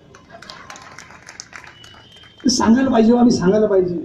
त्यासाठी आता महाराष्ट्राच्या बाहेर जायला पाहिजे. महाराष्ट्रातल्या मराठ्यांनी एकत्र यायला पाहिजे, एकत्र अभ्यास करायला पाहिजे. खूप खूप कॅरेक्टर्स आहेत. नेक्स्ट हा माधवसिंग. त्या होळकरांनी नंतर गंगेच्या पलीकडं पत्थरगड बित्थरगड किल्ले त्या नजीब खान ज्यांनी गद्दारी केली ना, उद्ध्वस्त करून टाकलं. नेक्स्ट आतमध्ये सगळं सपाटच करून टाकलं. त्याची कबर बिबर सगळं उडून टाकलं मल्हारराव होळकरांनी. उडवून टाकलं, उडवून सगळं. त्या शिंद्यांनी दुआबाद आणि मल्हारराव होळकरांनी तिथं किती 2, 3, 4, 5, 10 वर्षात पानिपतच्या नंतर. म्हणून माझी मी सांगितलं की एक मॅच हरलो आपण, पण अख्खी सिरीज मराठ्यांनी जिंकली आणि पुन्हा उत्तरेकडं मराठ्यांचा दबदबा वाढला बरं का. नेक्स्ट मल्हार बाबा 65 साली गेले. जाणता माणूस गेला बरं का त्या राजकारणातला. ते आलमपूर भिंड मध्य प्रदेशात, की तिथं त्यांचं मृत्यू झाला. तिथंच ते स्मारक जर बघायची असेल ना या देशामध्ये तर ती शिंदेची आणि होळकरांचीच बघायची बरं का. अतिशय सुंदर. आता हे एवढं स्मारक वर्षातनं 25 लोक बी जात नसते, पण इथं 20 लोक कामाला आहेत बरं का स्वच्छतेसाठी. 20 लोक कामाला आहेत. नेक्स्ट आतमध्ये मल्हार बाबा आणि त्या त्यांच्या 2 बायका, त्यांच्या त्या प्रतिमा आहेत. नेक्स्ट हे सगळं करणाऱ्या, याची सुरुवात करणाऱ्या माणसाने एक शहर वसवलं इथं. किल्ल्यावर नाही, जमिनीवरती प्री प्लॅन करून एक शहर वसवलं. आणि त्या शहरामध्ये शत्रू कधीच येणार नाही, येऊ शकत नाही. आणि तो शत्रू कधीही त्या शहरामध्ये आला नाही, त्या शहरावर कधीच हल्ला झाला नाही. त्या शहराचं नाव आहे सातारा. शाहू महाराजांनी वसवलेलं गाव. प्लॅनिंग. नेक्स्ट आज या साताऱ्याची अस्ताव्यस्त वाढ झाली. हा भाग वेगळा आहे. तर या साताऱ्याला वेस नाहीये, तटबंदी नाहीये बरं का. नेक्स्ट त्या सगळ्याचा साक्षीदार आहे हा अजिंक्य तारा. नेक्स्ट हे शाहू महाराज, अंगात नाही कपडे. काय दिलं या माणसाने आम्हाला? काय दिलं या माणसाने? 1682चा जन्म आहे, 1749चा मृत्यू आहे. ते शिवाजी महाराजांचं राज्य, संभाजी महाराजांचा संघर्ष, राजाराम महाराजांची मुत्सद्देगिरी, ह्याच्या पलीकडे जाऊन एक साम्राज्य दिलं. एक साम्राज्य दिलं. नेक्स्ट त्या मराठ्यांच्या घोड्यांच्या टापा इथं चौखूर उधळल्यात या संपूर्ण देशामध्ये. नेक्स्ट समुद्रावरती इंग्रजांचा 17 वेळा पराभव केलाय. त्या 3 वेळा त्यांचे झेंड्याचे जहाज पकडून आले तांगडे. 3 वेळा इंग्रजांचा पराभव होत नाही म्हणजे काय? इंग्रज समुद्रावर अजिंक्य, ते लिहितील काय पण. अरे आम्ही हरवलं त्यांना 17 वेळा. नेक्स्ट काय दिलं शाहू महाराजांनी? त्या काबूल पासून खाली तंजावर पर्यंत आणि या इकडं सोरटी सोमनाथ पासून इकडं बंगाल पर्यंत या देशाच्या नकाशाचा रंग होता हा हिरवा. नेक्स्ट भगवा केला तो मराठ्यांनी केला. तो हे शाहू महाराजांनी केलेलं कर्तृत्व आहे. हे या मराठ्यांचं कर्तृत्व आहे. मराठ्यांच्या घोड्याच्या टापा जिथपर्यंत उमटलेल्या आहेत तिथपर्यंत आज भारत राहिला. काश्मीरमध्ये मराठी शिरले असेल आज हा प्रश्न राहील नसं. त्या बंगालमधला एक मध्यंतरी मला भेटला, तो मला म्हणला मराठोने बहुत बडी गलती की. म्हणलं आता तुझं आयला तुला काय करावं, मराठी ढाका क्यों नाही गए, म्हणजे बांगलादेशाचा प्रॉब्लेम राहिला नसता असं त्याला म्हणायचं होतं. म्हणजे वेळ नव्हता, तिकीट नव्हतं त्यावेळेस. काय दिलं मराठ्यांनी या देशाला, तर मराठे देशासाठी लढले, मराठे हिंदू म्हणून नाही लढले. मराठे या भूमीसाठी लढले, मराठे या मातीसाठी लढले. दुर्दैव आमच्या इतिहासकारांनी, या कपाळकरंट्यांनी, टॅबलॉवर बसून लिहिणाऱ्यांनी या मातीचा इतिहास जातीशी जोडला. तो जातीतनं बाजूला काढा, या मातीशी जोडा, आणि मग जो सुगंध दरवळेल तो राष्ट्रनिष्ठेचा असेल, राष्ट्रभक्तीचा असेल. ही मराठ्यांची या देशाला दिलेली देणगी आहे. त्यामुळे उशीर होत आलाय, 9:15 वाजले, तर एवढे आपण सगळे शांत चित्ताने खरं तर हे सगळं ऐकून घेतलं. खूप मोठा भाग आहे, 70, 80, 90, 100 वर्षाचा इतिहास एवढ्या छोट्या ह्याच्यात मांडणं अवघड होतं. मला सुद्धा 3-4 पार्टमधला खरं तर पार्ट थोडंसं मागं पुढेही करावं लागलंय मला, तरी तो तुम्ही गोड मानून घेतलं. त्या मराठ्यांच्या इतिहासाचं एक वैभव आपल्या पाठीमागं शनिवार वाडा उभा आहे, आणि या शनिवार वाड्याच्या समोर मराठ्यांचा इतिहास मांडायची संधी मला मिळाली, अनेक मान्यवरांच्या समोर मिळाले. सगळ्यांचे जुन्नर शिलेदारचे आभार मानतो, सर्वांचेच आभार मानतो, आणि मी इकडे थांबतो. धन्यवाद. जय हिंद, जय महाराष्ट्र.